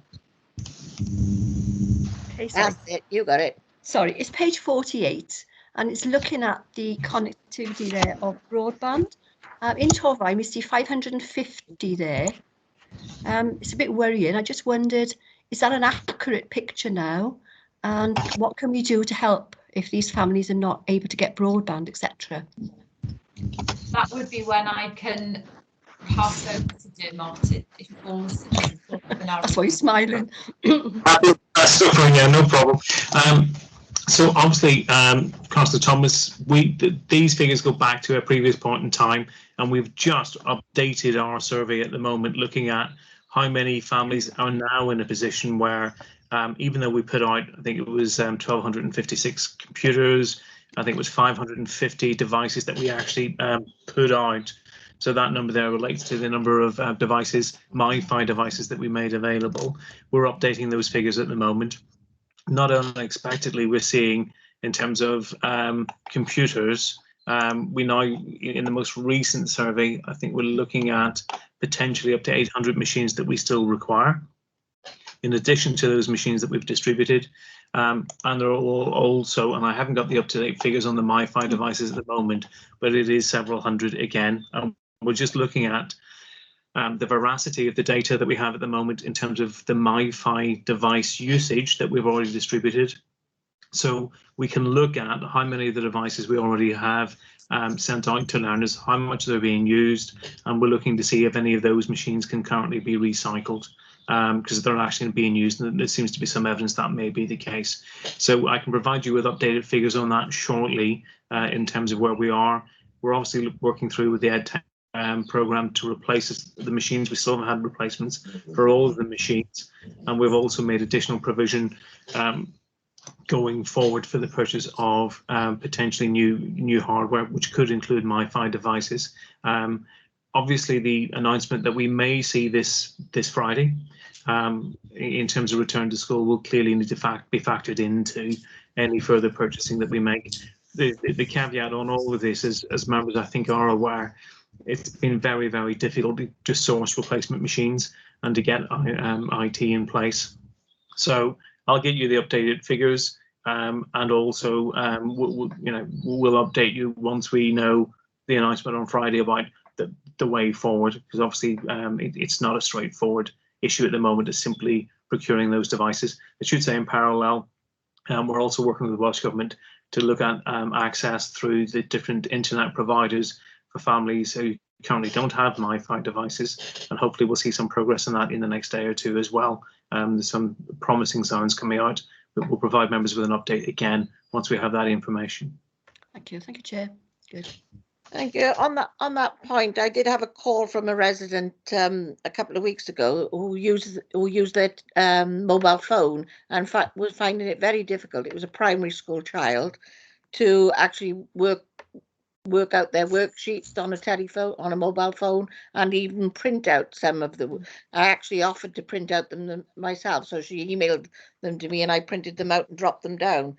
But there are a lot of people using internet and devices, but they're not suitable for the schoolwork. So, you know, are we monitoring that as well? Before Deb comes in, I'll just say that that's an issue that we have raised. Members have raised with us before, and we've raised that on a number of occasions now with head teachers in our weekly meeting with them. I think that continues to be something that you know, we're discussing with schools in order to try and get the best possible solution, but accepting you know, it's a quite complex picture for schools to try and get every piece of work available on every type of device, and that's a real challenge in the current arrangements. Debbie, are you coming in there? Yeah, it just seems to fit quite nicely there. Following attendance at heads meetings very early on this term, it became quite apparent that some of the concerns, Councillor Thomas, that they were raising were around these learners who were digitally excluded. And so we had agreement this morning when I went to SUC directors. We will be releasing probably later today or early tomorrow morning a case study and really just ideas that schools have brought to us through our Wellbeing Learner Lead networks around the approaches different schools have taken for digitally excluded learners. There's a wealth of information in there about how creative actually teachers and schools have been to try to engage these learners and to make them feel part of that learning experience. And also what we're offering, it started this week and it runs over the next 2 weeks, are a series of what we're calling masterclasses with a focus for schools sharing their approaches to how they're engaging digitally excluded learners. And again, those sessions will be recorded, and again, happy to make those available to you. So I suppose we're learning as we go, schools are learning as we go, but the role as I see the EAS having in this has been able to share that learning across the system so that schools don't feel that they've got to reinvent the wheel all the time with new ideas. So again, happy to pass that starter leaflet through to you and also send the links to those digitally excluded workshops. Thank you. And Chair, just to finish if I can, just to say, I mean, heads have been really responsive, I think, in Torvine, and certainly when parents have come through to us, you know, we've always said, please go back to your school. We've seen those sorts of issues get, you know, resolved really quickly. So if any member does have an individual concern, the advice is always, please talk to your head. They're really responsive. They are trying to find creative solutions, you know, really fantastic support coming from Deb and her team. And we'll find a way through in every case that we can. So please, you know, make sure we you know, come through to us, obviously, if you need to, but do talk to the head teacher in the first instance. Thanks. That was my advice to the resident. Now I've got a couple of hands up, but Glyn, your question, the following question links to this. Do you want to come in with anything else? I think it's been answered. Thank you, Rose. Yeah, okay. Janet Jones, do you want to come in? Thanks, Chair. I think most of my question has already been answered, but I've come across parents who are not sort of technically adept at using computers, and therefore some of their children are disadvantaged as well. So I'd like to see what other help can be given to these children. Shall I start on that one? Yeah, absolutely. I think I'm probably one of those parents, Councillor as well, Councillor Jones. trying to learn all these different names, all these different platforms. Schools are using a variety of approaches. I have to say that work well for them. Again, that does link to some of the things we've already said about the digitally excluded kind of case studies and ideas that we've gathered and will be shared during those sessions. But some of the creative ways that schools have worked around this are to provide parents in a comfortable setting, however that feels appropriate and safe during this time, with some very simple, accessible courses for them, actually, to go right back to the beginning, right back to basics, so that they can learn those skills alongside their children. And more often than not, I don't know whether you're different to me, but my daughter can do things that I can't do, and I'm learning from her. And schools have been really creative, and particularly around where they've introduced some virtual parents' evenings, and they've offered those support to parents through those. I believe Croeso-Ceiliog School is one of those, where they've tried to offer that support in that forum as well. So they've had parents on a screen like we are now. They've phoned them to give them advice about how to connect, and schools are, I think, have been amazingly resilient and creative about how to try to help parents. I'm not naive though, Councillor Jones, and think that it's going to solve everything, but there are examples that we could share with you around how schools have tried to help parents who are struggling. I have every sympathy with them, and again, there isn't one size fits all, but hopefully we can share some of those case studies to help schools. Thanks very much. I've got a 7-year-old grandson who can probably do technology 100 times better than I can. So it is a learning curve, but it does worry me about the disadvantaged parents. And I thank you for your question, for your answer. Yeah, thank you for that. We have a series of IT questions now on the IT system, so we'll take them. If we've duplicated, we'll just skip over them, but we'll take Kath next. You've got your hand up as well, so. Councillor Kath Evans. Yes, thank you. I just wanted to ask Dermot, where you said you're now looking at the numbers, could we have a copy of those when you finalise that, please, on how many learners in Torfaen are now digitally excluded and without Wi-Fi and without connection, etc.? Absolutely, and of course, we'll put the caveats in with the numbers that these are reports back from schools who've been talking to the families. The numbers are rising again. As I say, I think we had a first cut of them this morning, and it's not surprising given the number of changes in people's employment status, etc., and other pressures in the system. So I think I'm allowed to share this. I know that Welsh Government have also given us some indication that they've been able to spot purchase some additional machines on behalf of local authorities across Wales. We're just again expecting to get some details of a significant number of Chromebooks that will become available. So as soon as we have both of those, we'll try and bundle it up and get that out to you as soon as we can. Thank you. That would be very useful. I'm hearing a lot of parents that are their children are sharing technology. Some where they got one in secondary and one in primary, and I know that's been difficult for a lot of parents, where the secondary school child has live lessons and then the primary school child has no access to the technology until much later on in the day. And I think that's becoming more apparent as a problem, so probably something that we never envisaged would be earlier on. Right, just to move off from IT briefly, on page 62 there is a graph. Sorry, I think that's in I did have it. I've got that, Councillor Evans. Have you? Right. The bottom graph, what is the percentage engagement of level of learners? 9%, no figure is given. Why have schools not submitted any figures here? Do you know what the reason for that would be? I think when we looked at engagement of learners, there wasn't a consistent way either of measuring the engagement. So different schools were doing that in different ways.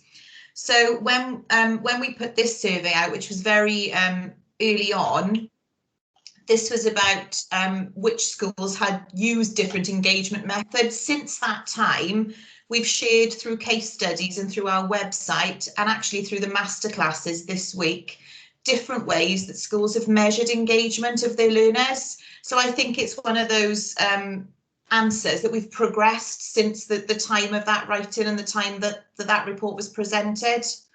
I think it's also worth noting, Councillor Evans, on the next page, on page 63, there was a very early assumption in the system that there were specific groups of learners who weren't engaging in distance learning. There was a bit of a national rhetoric, I suppose, around the fact that they were all learners who were disadvantaged and they weren't engaging. And actually, from the graph that you can see on page 63, it wasn't as simple as that. And I think what we wanted to do alongside the local authority was get a very, very early view of those learners who are not engaging. What groups do they fall into? Which comes back, I think, to one of your very earlier questions to me around the different rates of progress learners are making. So we can tie all this together. It gives us quite a rich picture.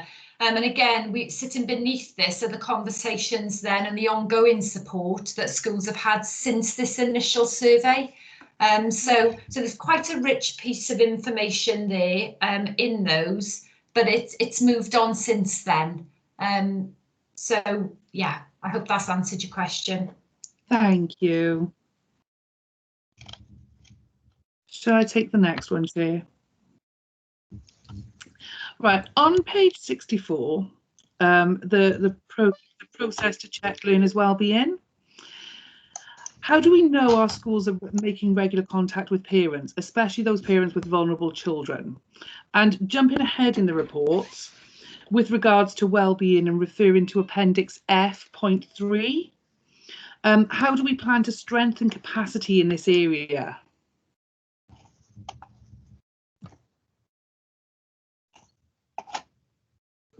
Okay, do you want me to start there, or do you want to come in?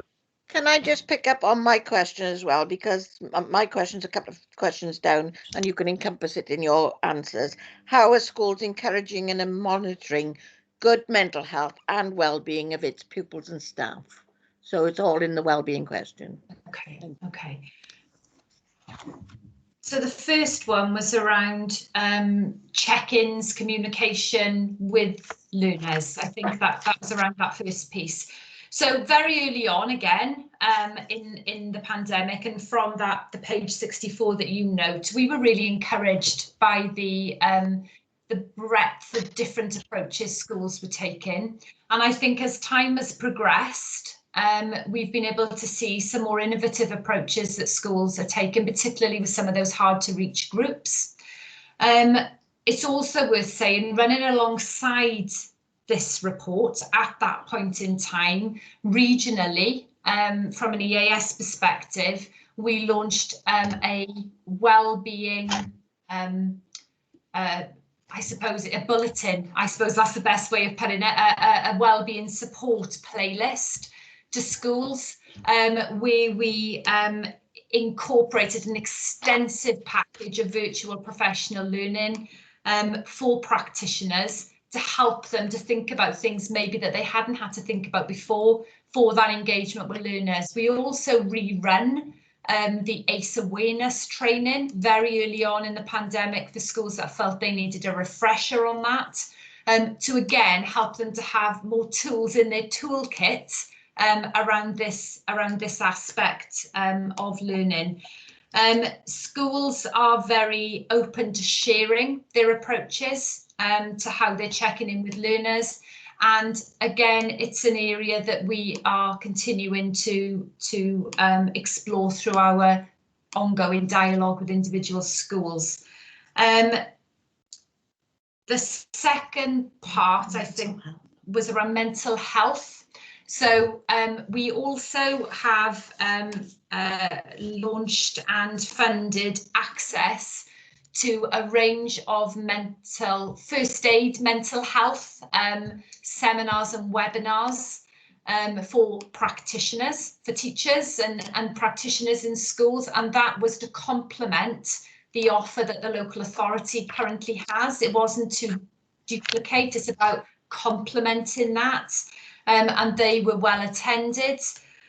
We've also offered emergency access to coaching and mentoring for school leaders and senior leaders. And again, that's a confidential service that we've provided for school leaders across Torfaen and beyond, again, to complement the wellbeing offer that the local authority has in place. And we also are working nationally with a range of key partners to launch a wellbeing programme that will run for a more longer term period, and that includes all the aspects that you've just touched on, Councillor Seaborn, around that mental health for practitioners, but also to enable them to address the mental health concerns of their learners, albeit that there are broader services that enable that to happen. We also launched a wellbeing webinar with Dr. Carol Harper, again, and that talked around secondary trauma. So all these things are there, and on our Supporting Our Schools site, there's a vast array of resources where schools have shared their materials and their approaches to help other schools to magpie and to take bits of it that suit their own settings. Dermot, I'm sure there's things from a local authority perspective that kind of wrap around that. Absolutely, thanks, Deb. Members, what's outlined on page 64 continues. So obviously, in terms of the local authority services, Julian's team with the Education and Welfare Service continue to look at those youngsters and those pupils who are not engaging in the way that we'd like them to, even with the distance learning offer that's in place. We continue to have very close discussions with all schools around any learner that we consider to be vulnerable. And that's a definition that's quite flexible. And I know that's caused some concern, I think, for members of the public. But we're talking to schools about which young people they're particularly concerned about, either from a wellbeing viewpoint, mental health viewpoint, engagement viewpoint, and making sure that where necessary, educational welfare staff may go out and follow up in terms of doing welfare visits just to see that everyone's okay and check in with the family. Our ALN team have also discussed with social care and head teachers which children collectively we feel are vulnerable and need to be included in offers in schools, sometimes on a very flexible basis, particularly those youngsters who are at risk of coming into care, who are in care, or who are also in at risk of in terms of child protection. The educational welfare, the Ecology Service continues to check in with individual families where necessary, and obviously maintains its support to schools throughout this time, and are offering direct support, as I say, to individuals, individual pupils, and to support to staff in terms of how they can support learners. We've got ongoing work with youth play and sports development. The wellbeing clubs that we ran previously over previous half terms and school holidays, we're continuing to run this half-term break. Again, those will be targeted at particularly vulnerable learners. So that won't be provision for key worker staff per se. It will be really targeted at those youngsters who need that ongoing support, that ongoing routine that many of our children really rely on and obviously have found really difficult to access. And we continue to obviously make sure that the school's counselling service continues to provide a really comprehensive range of support to learners that's really highly valued, I think, by schools and by children and young people themselves. That provision is now online, so we've reverted back to a previous model of delivery, but that is seeing a really significant take up in terms of use of that service.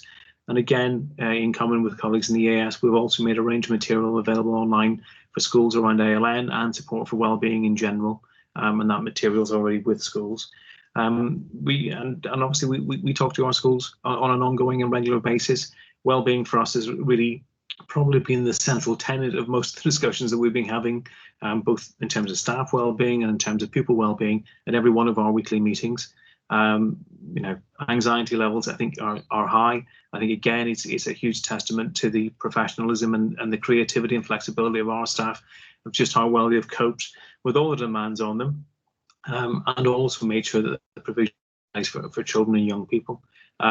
And with that said, we continue to work with SNAP and other partners in the third sector where families are finding, have got difficulties. We're still reaching out through those other connections we have. And obviously I should mention CAMS and all the support that's available and the work we do with colleagues there. Thank you, Dermot. I know we had quite a discussion yesterday in our pre-agenda on how the regression of some of our vulnerable pupils takes place. And my question is, how are schools ensuring the attainment gap is not getting any wider for our vulnerable? I know you answered quite a bit on the previous answer, but how do we know that our children are not going that far back that we can't pull them back? I'll start on that one. Do you want me to, Dermot, or do you want to start? My connection's just going. Yeah, sorry. You. Yeah, yes, okay, sorry, I'll start on that one. I think the principles around my response to that question, Councillor Seaborn, I've rehearsed previously, I think, in a number of answers, and I'm not dismissing the question by any stretch, but I think we can't make an assumption that learners have or have not regressed. We have to listen to the views of head teachers and teachers. We can't globally make that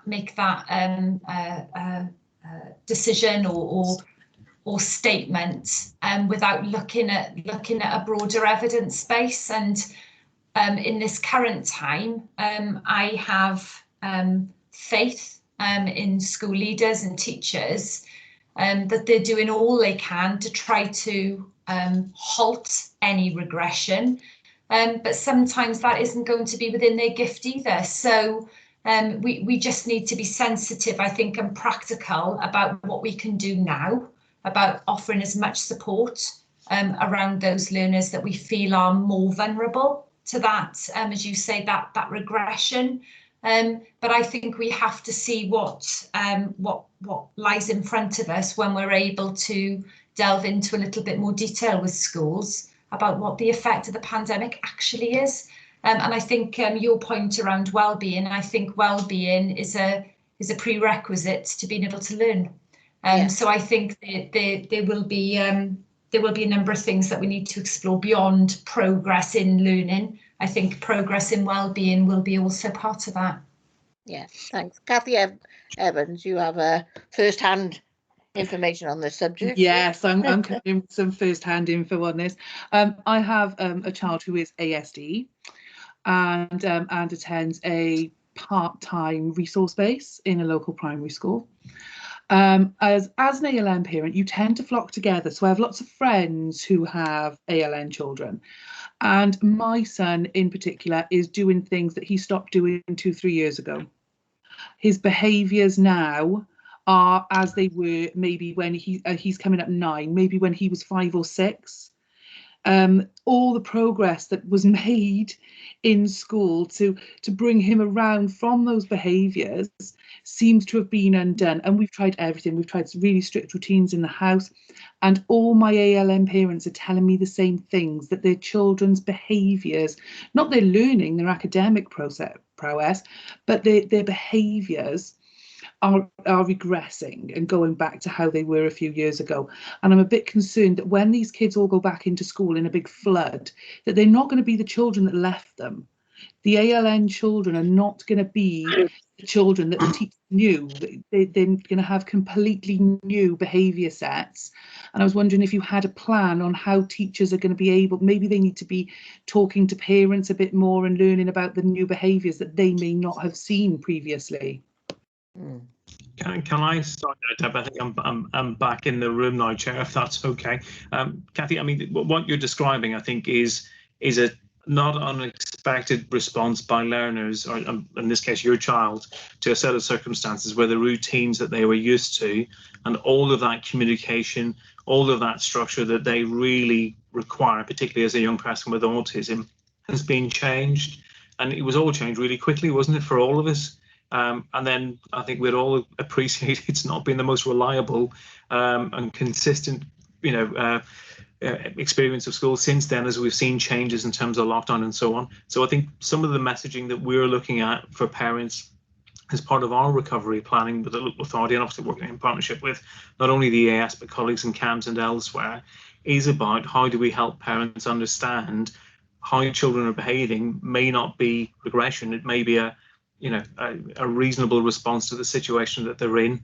And also that's really important messaging then for staff. You're right, if all children just come back in one go, and we make an assumption that we can simply go back to how things were before, that's going to give us lots of difficulties. So understanding the experience, I think it's Deb's point, really tailoring where we are based on an understanding of how learners are reacting in terms of their experience, all of which will be will be variable. Not everybody with autism, for instance, coming back into the resource base will have had the same experience. So we'll expect them to see, to behave maybe slightly differently as well. They may all have been impacted, but that may translate into a different set of presenting needs when they come back in. So I think there's a lot of work we need to do to help everybody start to think about what that return will look like.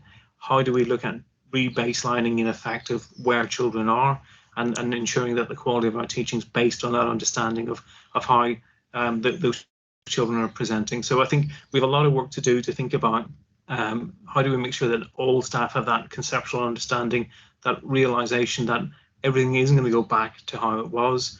We need to have the right tools in place and the right understanding and support, absolutely support in place to look at how we help young people make that transition back into school, hopefully on a permanent basis. Would not be lovely if we can all get to that point. And then, really focus in on the quality of teaching and learning, and offer every school the best possible support that we can, as Deb's already outlined in the fantastic work that's already been happening around blended learning. But how do we now get back into a full-time return to school? So I think there's a huge piece of work there. The one thing I would say, members, though, is I don't think any of us can guarantee that after having missed out on so much education in school in front of a teacher, we won't see some longer-term impacts. And part of our planning has to be thinking about, we won't see a recovery within a year. And for many children, and it was the point that was raised earlier about early years youngsters, we know the impact in the first 1,000 days. That was really developmental stages that children go through in terms of the development of their cognition and their brain chemistry can have long-term impact if they see some delay there. So we're starting to think about a recovery process that isn't just for a year, but will be for several years to come, trying to take on board those experiences that, in this case, your own child's experienced, and build that in support for staff. Do you know what, Jim? I was actually thinking about this last night, and I was thinking this experience is going to be an ace for every young early years child, isn't it, in the country? This is going to be an adverse childhood experience for all. It's good for nationally. Okay. Just reflect on something that Debbie said, what I think is really, really important, though. The variability in the experience that everyone's had is going to be one of the big challenges. So while it may well be have been an adverse experience for lots and lots of children, it may not have been for others. Well, we've all been in the same storm. We haven't all been on the same boat. So people's experience has been quite different. So that importance of ensuring a flexible response is really important going forward to them. Thank you for that. Thank you for that. That takes us to Glyn's question. You've got two, Glyn. Councillor Karen, if you want to take yours. Thank you, Rose. I'm looking at page 65. Pardon me. And there's a comment there that secondary schools have noted levels of engagement varying between subject areas, with pupils, and the important bit for me in this is with pupils making a personal choice to engage with preferred subjects. Now, I know it goes on to say about GCSE options, but if it isn't only Year 9 learners, are we seeing some sort of people opting out of core subjects in some years?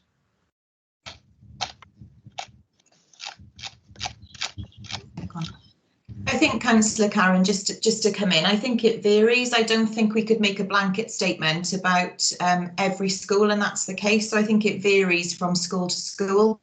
I think within this report, this was for a national report to Welsh Government. It was about giving some examples, really, of specific year groups that schools, most schools or many schools had mentioned during the survey responses. Year 9 was one that they did mention in terms of children who were engaging in those subjects that they were choosing to take for their GCSE options, as opposed to subjects that they weren't potentially. I'm just thinking of my personal experience of a Year 9 learner who's upstairs and is not so keen with engaging in music and art because she knows that she's not taking those as subject options. So, you know, I think that's what we were trying to convey in that statement. Thank you.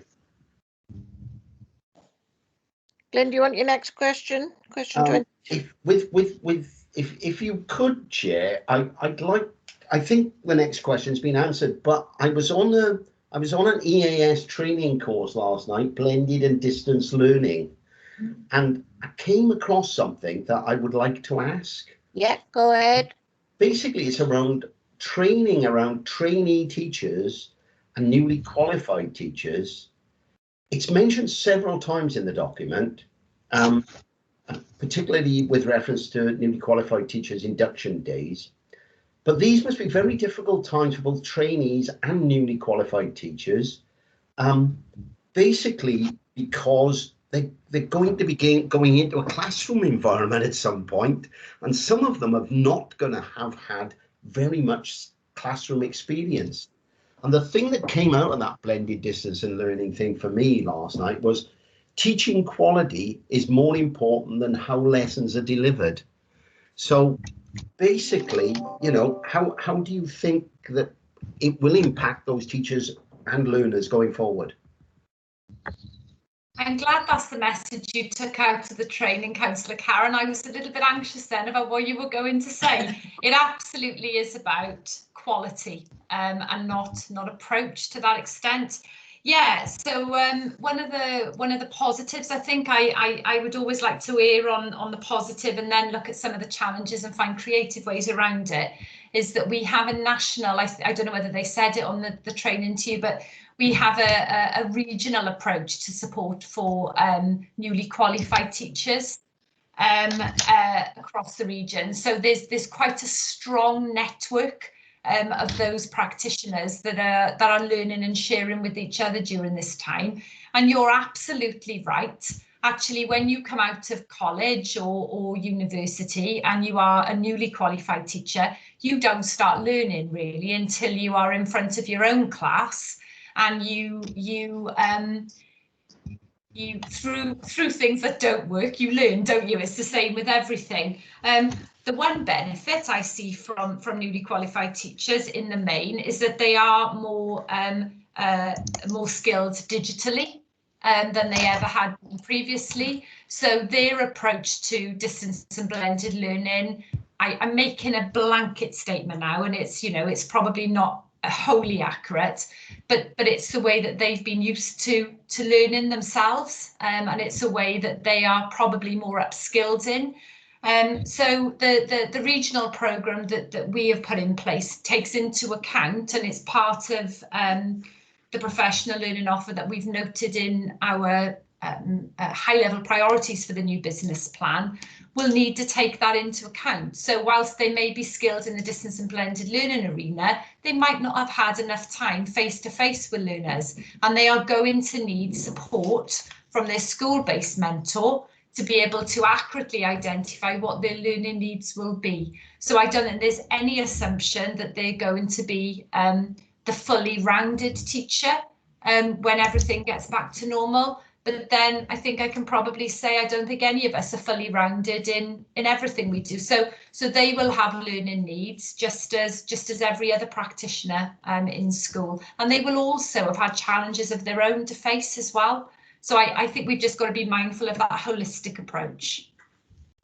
Yeah, and if I could just come back to say, you know, the pupils aren't going to be, I suspect, exactly as they were before this pandemic in the sense of variability across their abilities and etc., which is going to make it especially difficult for those newly qualified and trainee teachers. Or easier, Councillor Karen, because their experience of them hasn't been as ingrained maybe as some other practitioners. So for us, and I think I said it very early on, whatever future brings the schools and settings across Torfaen, our focus will be on the teaching quality and the quality of provision that is provided that meets the needs of the learners at that point in time. And yes, it may be very different for some and it may be not so different for others, but our focus is going to be on getting the right learning opportunity to match the learners' needs. Thank you. Thank you, Deb. Next question is for me, and you touched on it on your own personal experience early on in the meeting. There was slight concern shown there appears to be a range of different platforms which parents, particularly those in young primary school children, have to check for children's work. Should there, I mean, there's all sorts, you know, I think it's more pertinent in primary school than secondary school, but should there be one consistent platform to make it easier for parents? That's what we were asking. I don't know whether my view is going to be a popular one, but I'm going to say it. No, I don't believe that there should be. I think that puts a straitjacket around schools. I think it creates a very top-down approach. I am not aware of a range of platforms within a school. I think schools tend to have a consistent platform within their own school, but there may be variance between schools, which where parents, I can completely appreciate if they've got a child in a primary and a child in a secondary, then that is likely to be a different platform. But I don't personally believe there should be one platform. I think schools are capable to decide which platform suits their learners best and their school community. And I think schools would also say that they've gone out of their way to try to enable parents and carers to be able to access those platforms. And I think it touches on where we've seen some creative approaches to helping parents that are struggling with that. I think we touched on that previously, I think, in Councillor Jones's question around parents. I think it was mainly trying to remember all the passwords and trying to remember which platform to go on, and you know, it can be very difficult for young parents of young children. But there we are. The next question is on question 24. This kind of links in as well. And the passwords and login details that I have for various apps and platforms is ridiculous. On the graph on page 69, the far right circle says parental ability to support is a challenge and barrier to distance learning. Is that ability to support because the parent doesn't understand trigonometry, so can't help from a subject specific point of view, or is that parental inability to support because they're not technologically advanced enough to help their child edit something on Google Classroom? Could be both. Could be both. Could be a wider range. Working parents, lack of time. So this, again, this report is a legacy report. You know, there's more information around this now. But what we were pulling here were high-level statements from the regional response, and that was one of the barriers that almost all schools noted as an issue, and that would be completely individual to the responses that were shared. But what I will say is the response, the bubbles on page 69 and 68 are the ones that we use then to shape the regional professional learning offer and to shape the resources to help schools to address some of those barriers. Councillor Evans? Yeah, thank you. I know teachers are supposed to be available, aren't they, to help children with subject-specific queries, and they're not always. I know my high school child has messaged a teacher because he was stuck on something and not got a response until the following day. which then meant that his work was late to be handed in because there's deadlines. I think there's problems with parents then who are working during the day and aren't there to help their children during the daytime, and there's a deadline to hand the work in.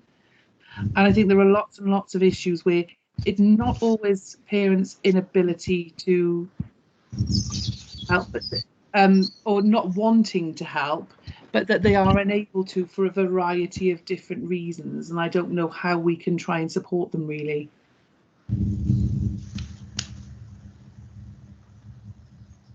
Dermot, you want to come in?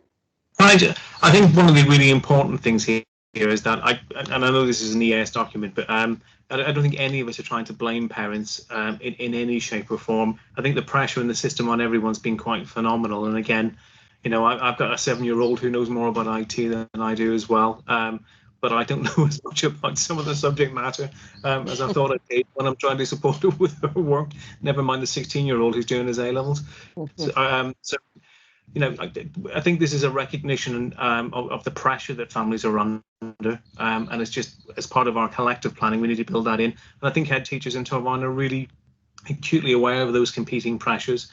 You've got teachers who are trying to, we've obviously got around 800 to 900, sometimes nearly 1,000 pupils in on a daily basis, somewhere in that range. Typically it varies, often because of people's shift patterns and so on, but we've got quite a number of pupils in schools. We've also then got teachers trying to respond as quickly as they can and support online learning too, which is obviously conflicting pressures. And we've obviously got people who are ill and away from work. So schools are facing conflicting pressures. We've rehearsed all the different pressures that families are facing at the moment. So there's a lot of competing pressure in the system. And I think this diagram and the work that we're doing together is trying to find the best possible support for as many, you know, for everyone that we can. But those pressures are there, and I think there's also a pressure that parents feel very obligated. You know, it's a phenomenal time, isn't it, in terms of, you know, none of us expected this, that any family really think that they'll be teaching their children at home for the length of time that we would be. I think parents put themselves under a lot of pressure because they've got high expectations, and those are difficult to realise with all those pressures. So absolutely not in any intention from any of us, I think, to say families should be doing more. It's simply a recognition of we all need to try and build in that understanding and offer every support that we can through these really difficult times. I agree. I'm trying to hold their job down working from home as well. It's they're amazing. But there we are. Now we've got another cluster of 3 questions. Glyn, do you want to take 26, 27 and 28? Thank you, Chair. I'll take them all at once if I think, because that'll make it a little bit easier, because they're all around Appendix E. And basically, I mean, if you look at question 5, for example, what do you need to build on your quality assurance process? 10% said nothing. Then if you go over to question 9, are there aspects of your blended learning strategy you had identified as needing refinement or development? 14.3% are saying no. Question 10, what if any support do you require or would find helpful? No report. And then it's 26%, no support requested. And in the event of local isolation within your school setting, is there any support you'd find helpful? 32% said no support requested.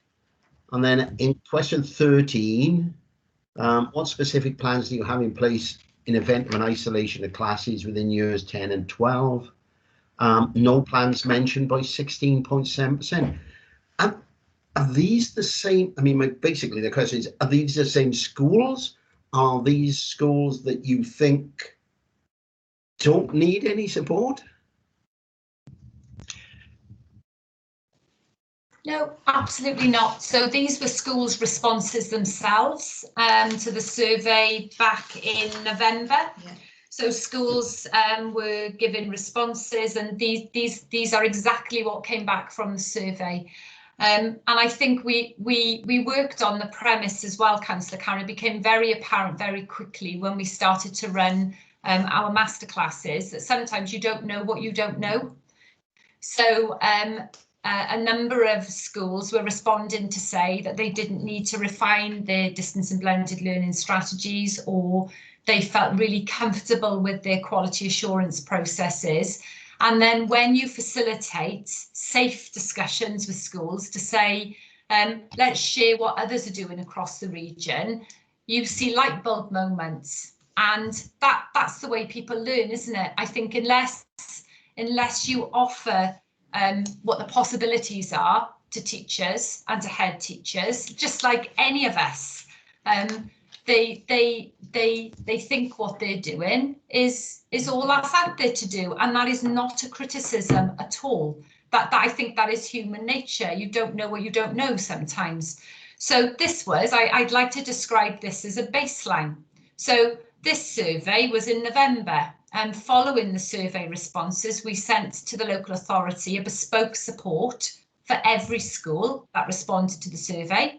So if schools were saying they didn't need any support with a particular area, we noted that as something that they might want to share then with others across the region, because actually we're all, the nature of doing a survey is not only to identify detrimental aspects, it's to identify good practice and use that as a mechanism for sharing and learning from. And I think in the report as well, we give examples on 4.20 about some of the bespoke types of support that had gone into schools. And that really was as a result of discussions plus the survey. And that's the way it's continued to evolve, Councillor Karen. There's not one size fits all. There's not the same school responding to the same question. You know, you said, are these the same schools? No, not necessarily, because sitting behind this document is the detail that every school who completed gave to each answer. So what you've got is the accumulative version of it.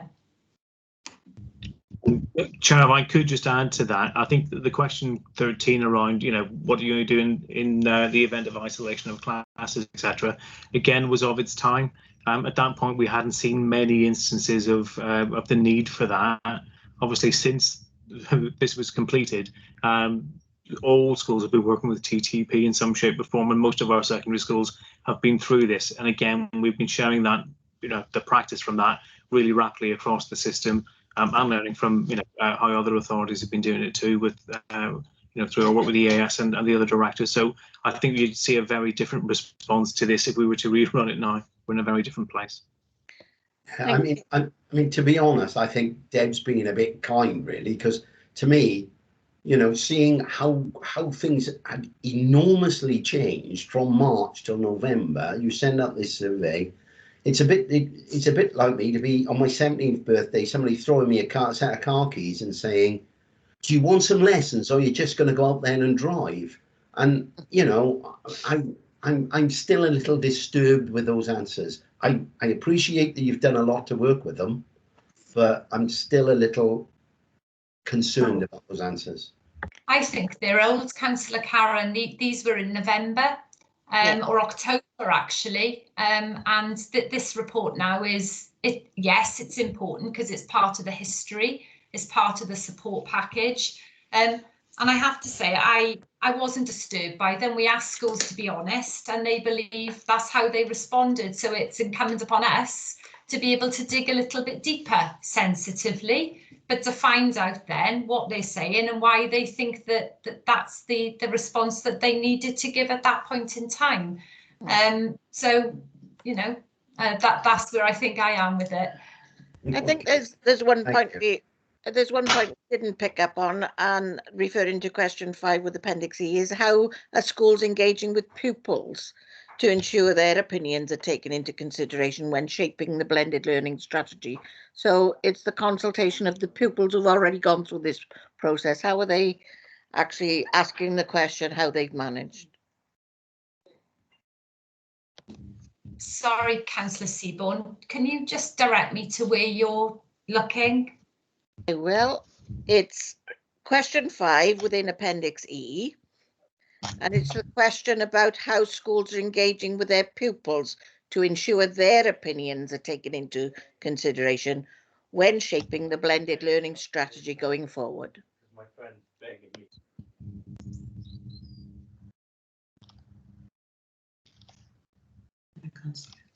Sorry, I can't. Question 5, I've got why are you on page 91?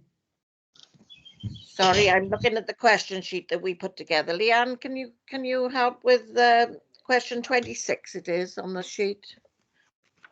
I suppose just summarising an answer to that. Again, it was a response at that point in time that I can't give you. These were schools' responses to a survey. Yeah. So they are what they believe to be their strengths and areas for development at that point in time. So I'll rephrase my question then. Do we have any way that we can actually consult young people on their experiences with blended learning? Yes, absolutely. So in my previous response to one of your questions, we've already done a survey of learners across the region, Torfaen included. That was in November. We agreed in SUP directors this morning that we would reissue that survey because we had a fairly poor take-up. I am probably being a bit kind there, it wasn't very good at all, from particularly the secondary phase.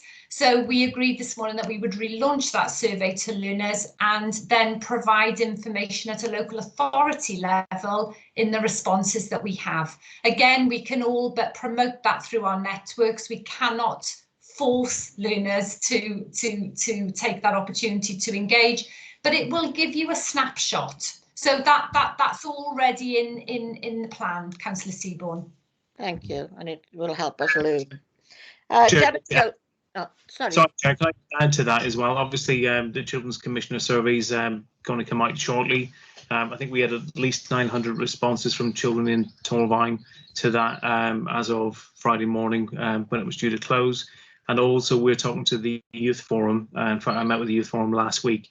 We are also keen to look at devising a survey with the local authority, looking at a wider range, including well-being outcomes for children and young people. And that's something that the forum itself wants to take forward too. Thank you. That's good. Councillor Janet Jones, you're going to ask question 30? Yes, thanks, Chair. On Appendix E on page 96, within question 10, you also state that a significant number of schools requested no support. Why is this? Do these schools feel that they are adequately resourced to deliver blended learning, and are they doing it efficiently? We are duplicating a few questions, so apologies for that. I'm going to turn my camera off if that's okay, because my connection isn't great and I don't want to lose you. So I'm not ignoring you, Councillor Jones. I will continue to answer. Again, it isn't something that we state. All we've done is summarise the responses on question 10 on page 96 from what schools were telling us. And as you rightly state, 26% of schools said at that point in time they didn't feel that they needed any support. Again, in reference to the answer I gave to Councillor Karen, sometimes you don't know what you need and what you don't need if you don't know what the bigger picture is out there. So certainly through the masterclasses and engagement and discussions that we've had with schools in Torfaen, they found the resources that have been made available to them useful to help prompt and guide some of their thinking. And quite genuinely, some of those schools in that 26.7% don't need any additional support. They have sought their support from a range of their own networks and collaborations, which is absolutely fine. You know, there's no judgment made on that at all. We continue to, like I said, have those conversations with schools. We continue to meet regularly with head teachers, and we continue to ask them what professional learning they need at this point in time, because what we think schools need isn't the way to do it. We need to ask practitioners what they need with the issues they're facing currently. We are not experts in this field. We have to respond to the need that's in front of us and be agile in our response. Thank you for that. You'll be pleased we got 4 questions left, and the next question goes to Kath Evans. Hello again. Appendix F, point 8, being clear about what great looks like. What does great look like? This information would be very useful to us to have so that we're able to challenge effectively. If, as in previous questions, it's individual to schools, how are we going to be able to challenge effectively if everybody is doing things differently?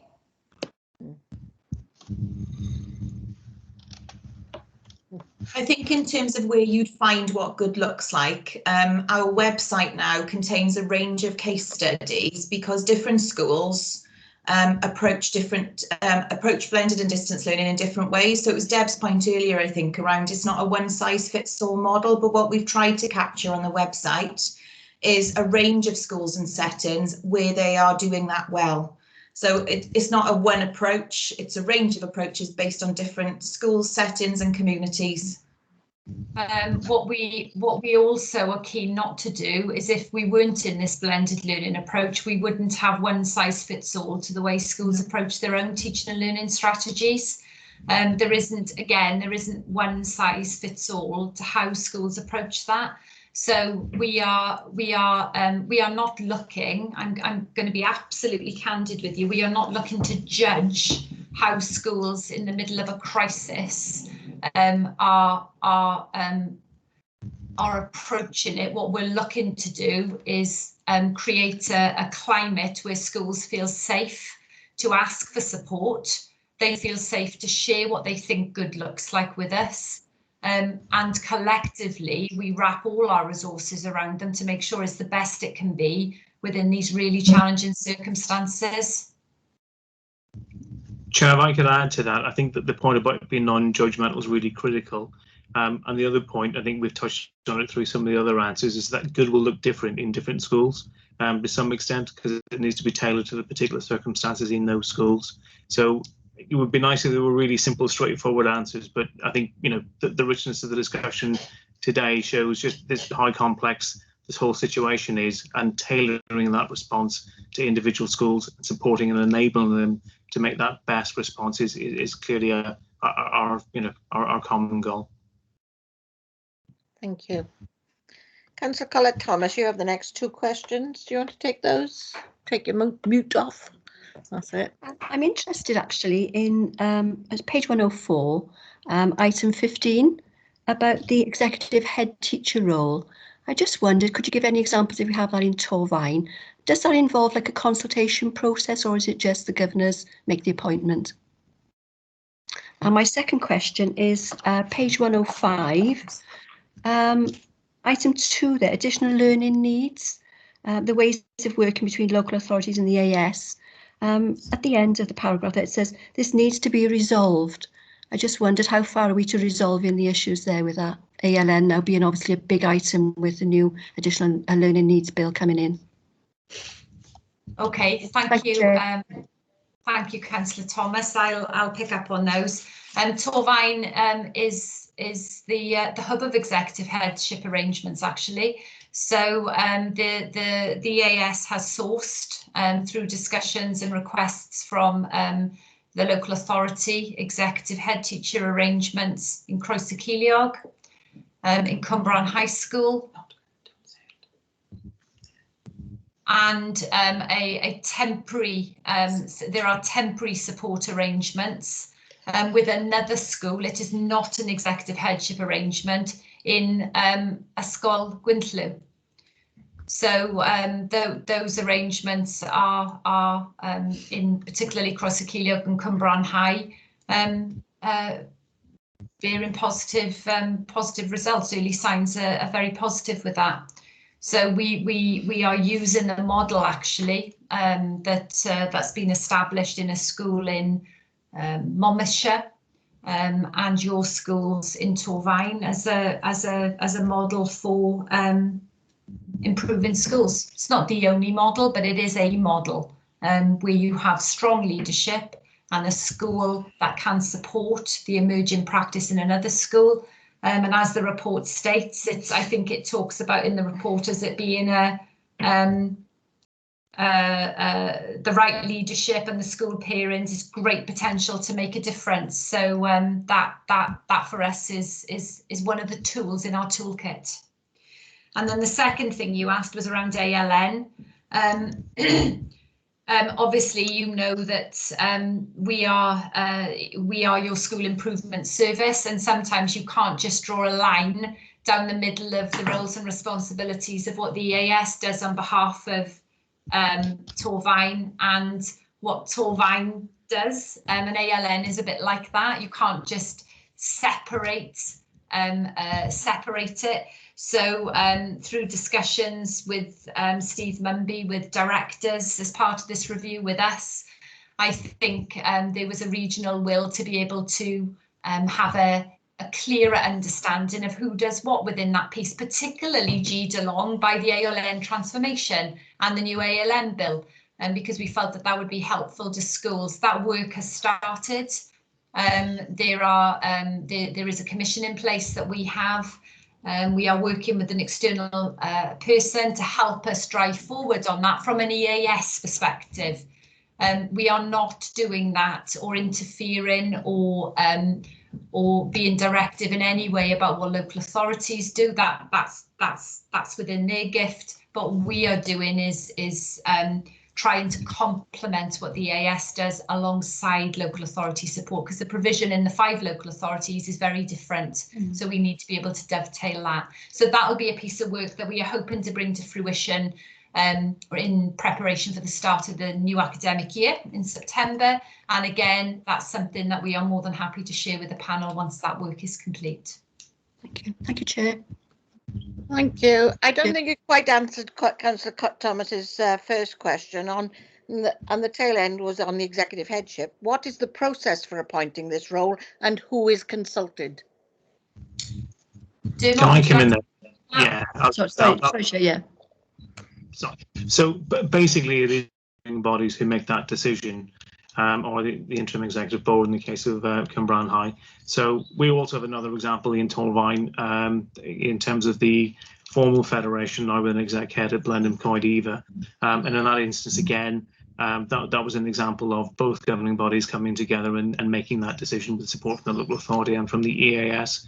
So the decision rests with the governing bodies, absolutely, because that is the process.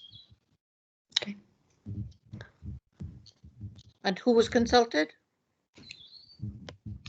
Consulted, it would be for the governing bodies to consult internally and with each other. So those arrangements that we have in place now also have a partnership agreement drawn around them and a partnership framework. So what tends to happen is that they'll consult. Either they'll make a request to the local authority to see if we can support in terms of identifying a suitable executive head. They'll consult internally. We'll obviously work with the EAS, and the EAS have been fantastically supportive in sourcing some absolutely incredibly talented people to come and work with us in our schools. And that would be the scope of the consultation. It's down to the governing bodies then to determine who else they might want to discuss that with before they arrive at their decision.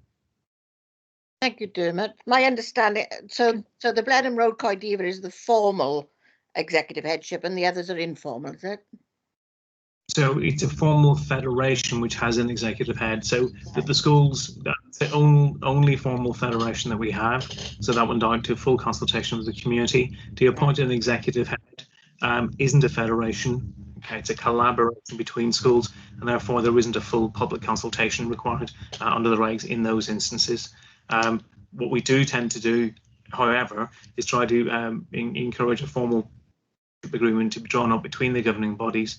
And in fact, we've just completed the updated one for Cwmbran High, and that then dictates what that formal partnership is trying to achieve and its goals, etc., to guide the work. But in terms of consultation, that's not a requirement in those instances. Consultation with the whole community.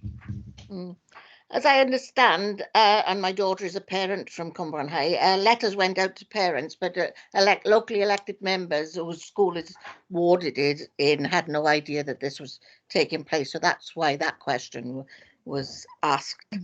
I'll take you to the final question now, which is appropriate progress being made by all schools causing concern.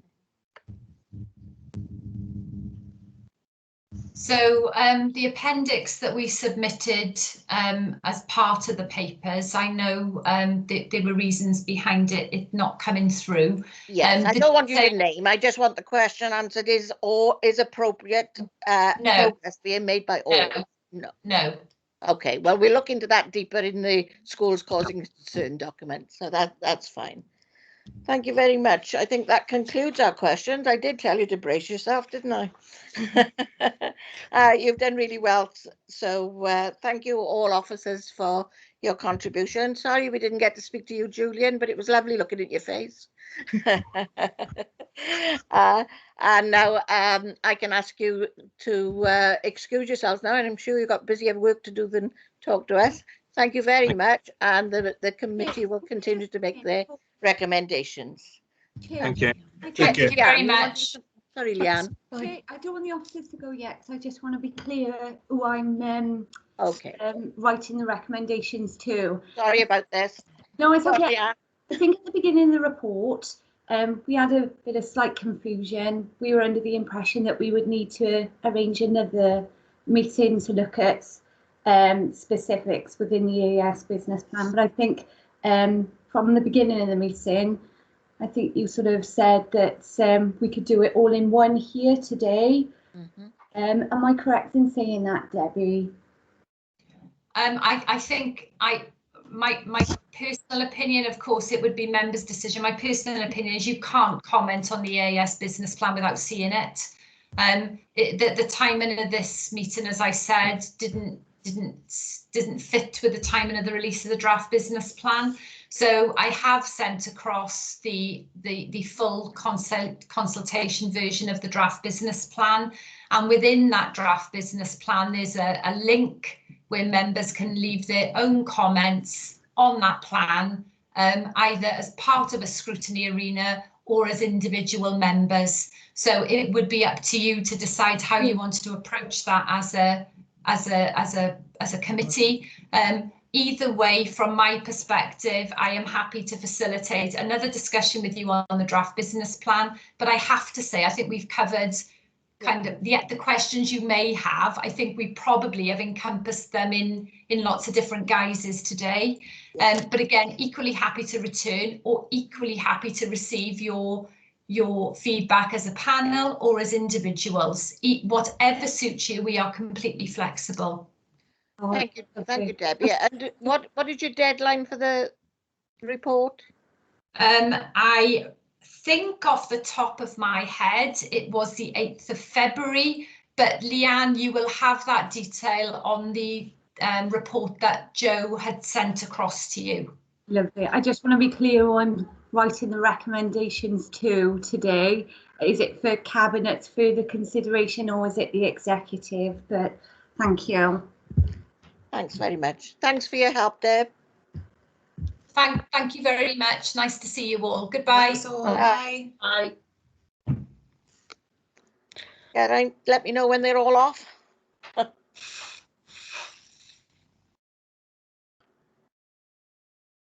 Everyone's gone, Chair, but just to remind you, obviously, that this is all continuing to be well, it's been recorded, yes, so everything will go up.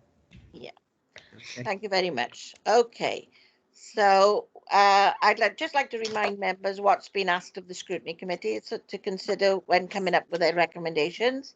Members have been invited to provide their views and comments on whether appropriate progress has been made on the EAS business plan for 2021, the EAS priorities for 21-22, and determine whether the activities listed will appropriately address the changes required in learning with regards to the pandemic, and the proposed approach as set out in Appendix 1, which sets out 7 conditions which aim to inform understanding of school standards support requirements. Leanne, did you want to come in on that? Yeah, that's fine, Chair. Thank you. I didn't, obviously, no recommendations were discussed throughout the officer questions then. Quite a lot of information was requested by members, however. So if you want me to quickly run through that. Please. Yeah, I think in response to Councillor Thomas's question in relation to the RADI, the EAS confirmed that they will share information with members on the RADI Professional Learning Open Access program. So we'll request that information. I think Debbie confirmed that the EAS are happy to have a further discussion with members in future to debate the bespoke qualitative measures that can be used to evaluate pupil progress and success of blended learning within our schools in Torfaen. In response to Councillor Karen's question, the 15 pupils yet to engage in the survey, 15 schools, sorry, yet to engage in the survey, the EAS offered updated figures to be provided. I think they said that there was updated figures now available for that. Dermot also offered members information on how many devices have been issued so far to pupils. And I think he said there was further details coming out from Welsh Government on way forward for digitally excluded pupils. The EAS also offered the starter leaflet for members' information and digitally excluded workshop information. And then in relation to Cathy Evans, Councillor Cathy Evans's question, I think you specifically requested updated figures on the number of pupils that were digitally excluded, which Dermot said he could provide. Yeah. Okay. Any recommendations from members with regard to the report? I got two, if that's okay, Chair. Yes, Glyn? My first recommendation is support for newly qualified teachers and trainee teachers. I mean, my view is they've had a particularly distorted experience over the last year, and I believe they may need special consideration going forward into 21 and 22. Yeah, I agree. And my second recommendation is around Welsh medium schools, because they've had a particularly difficult time during this pandemic, especially those, and this is particularly prevalent, I think, in Torfaen, with pupils from English-speaking homes. Yeah. So I believe they are going to need a special consideration going forward into 2021 as well. Mm-hmm. Any other comments on recommendations? The early years. Yeah, I'd just like to be assured that we are helping our digitally excluded children with access to broadband, etc., computers. And also on the ALN, the question I asked, I would really like an update on that as well, please. Okay. I think we've the points that Leanne read out, the updates. I think we will ask for all those updates that were offered, if that's okay. Yeah. The recommendation, I totally agree, Glyn, about NQT and Cathy. Cathy, you wanted early years. Early years added. So what was your recommendation? Just to ensure that there is specific support for early years practitioners going forward. Yeah. I mean, they're all going to need support, aren't they? All teachers at all levels are going to need support, but I think there are specific groups that are going to need extra support. Yeah. Okay.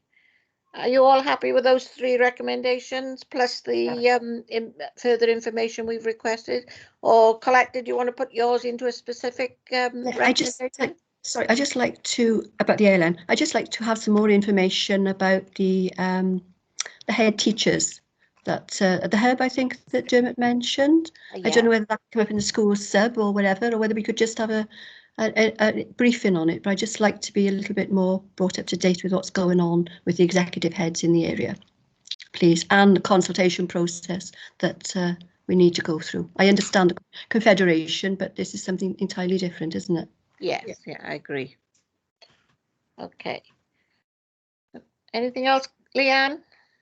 You pick.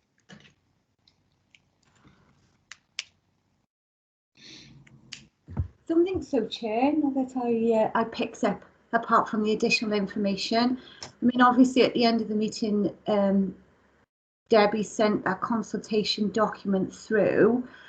So it's how members really want to deal with that. I think the timing on these EAS business plans, obviously we've had COVID and a setback in our meeting process, and the AGM's late and everything else.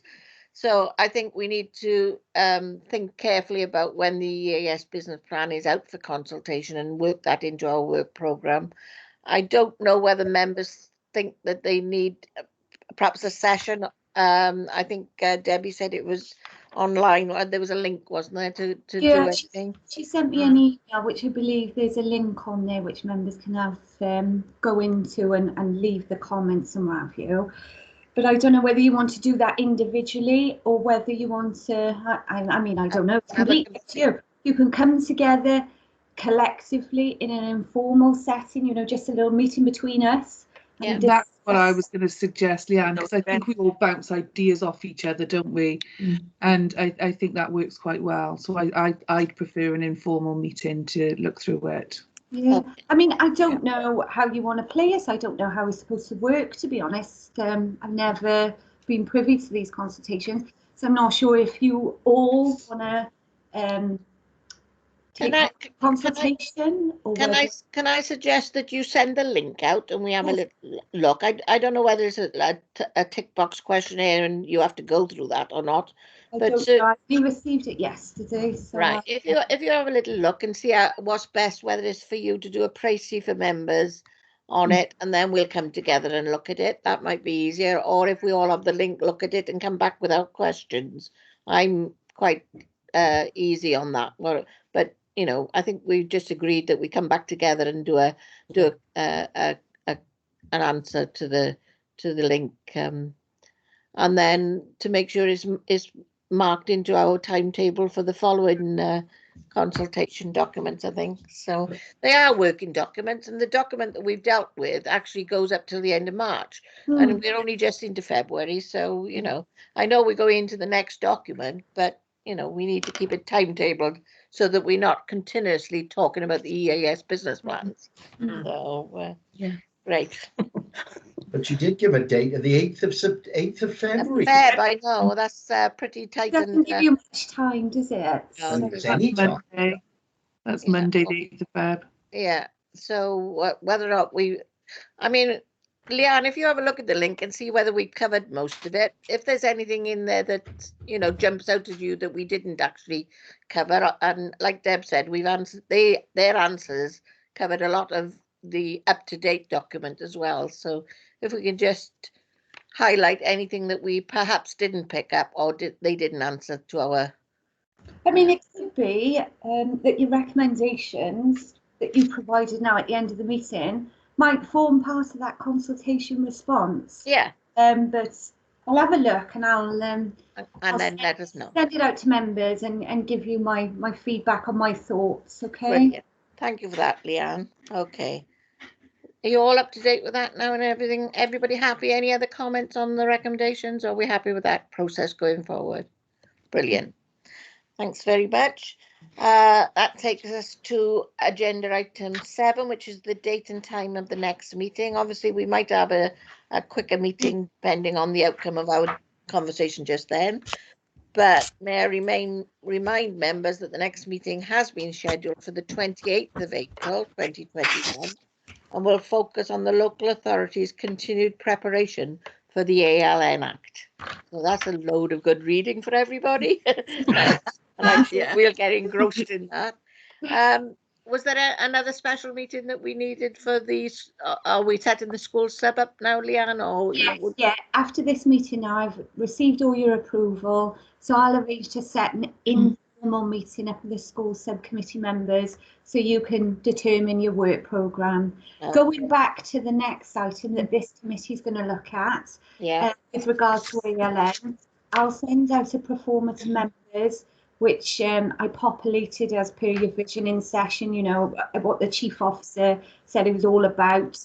And I think there's a section within that pro forma confirming what specifically you want to look at, what areas.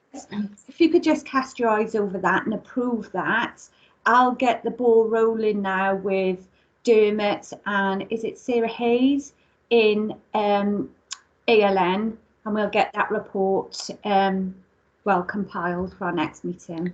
Brilliant. Chair, can we just look at the document there? What does a good school look like? And perhaps can we have that in the informal discussion about schools monitoring to see, what we need to be looking at there, where the checklist, how we're going to go through that when we sort of meet as a committee? I think those any sorts of ideas that you have as well? Yeah, I think those 7 characteristics are going to be the key elements now for members to assess a school development plan. Brilliant. So absolutely, that's going to have to feature hand in hand with whatever it is the school service doing. Council services fit into it as well. Excuse me, how council services interact into it. Yeah. Okay. Yeah, no worries. Yeah. Okay. Anything else from any member? Can I thank you all for your contribution? It was an excellent pre-agenda and committee today. I think we submitted enough questions to make them go off and think about things. So thank you very much. And I'd like to just close the meeting now. Thank you. Thank you, Chair. Bye.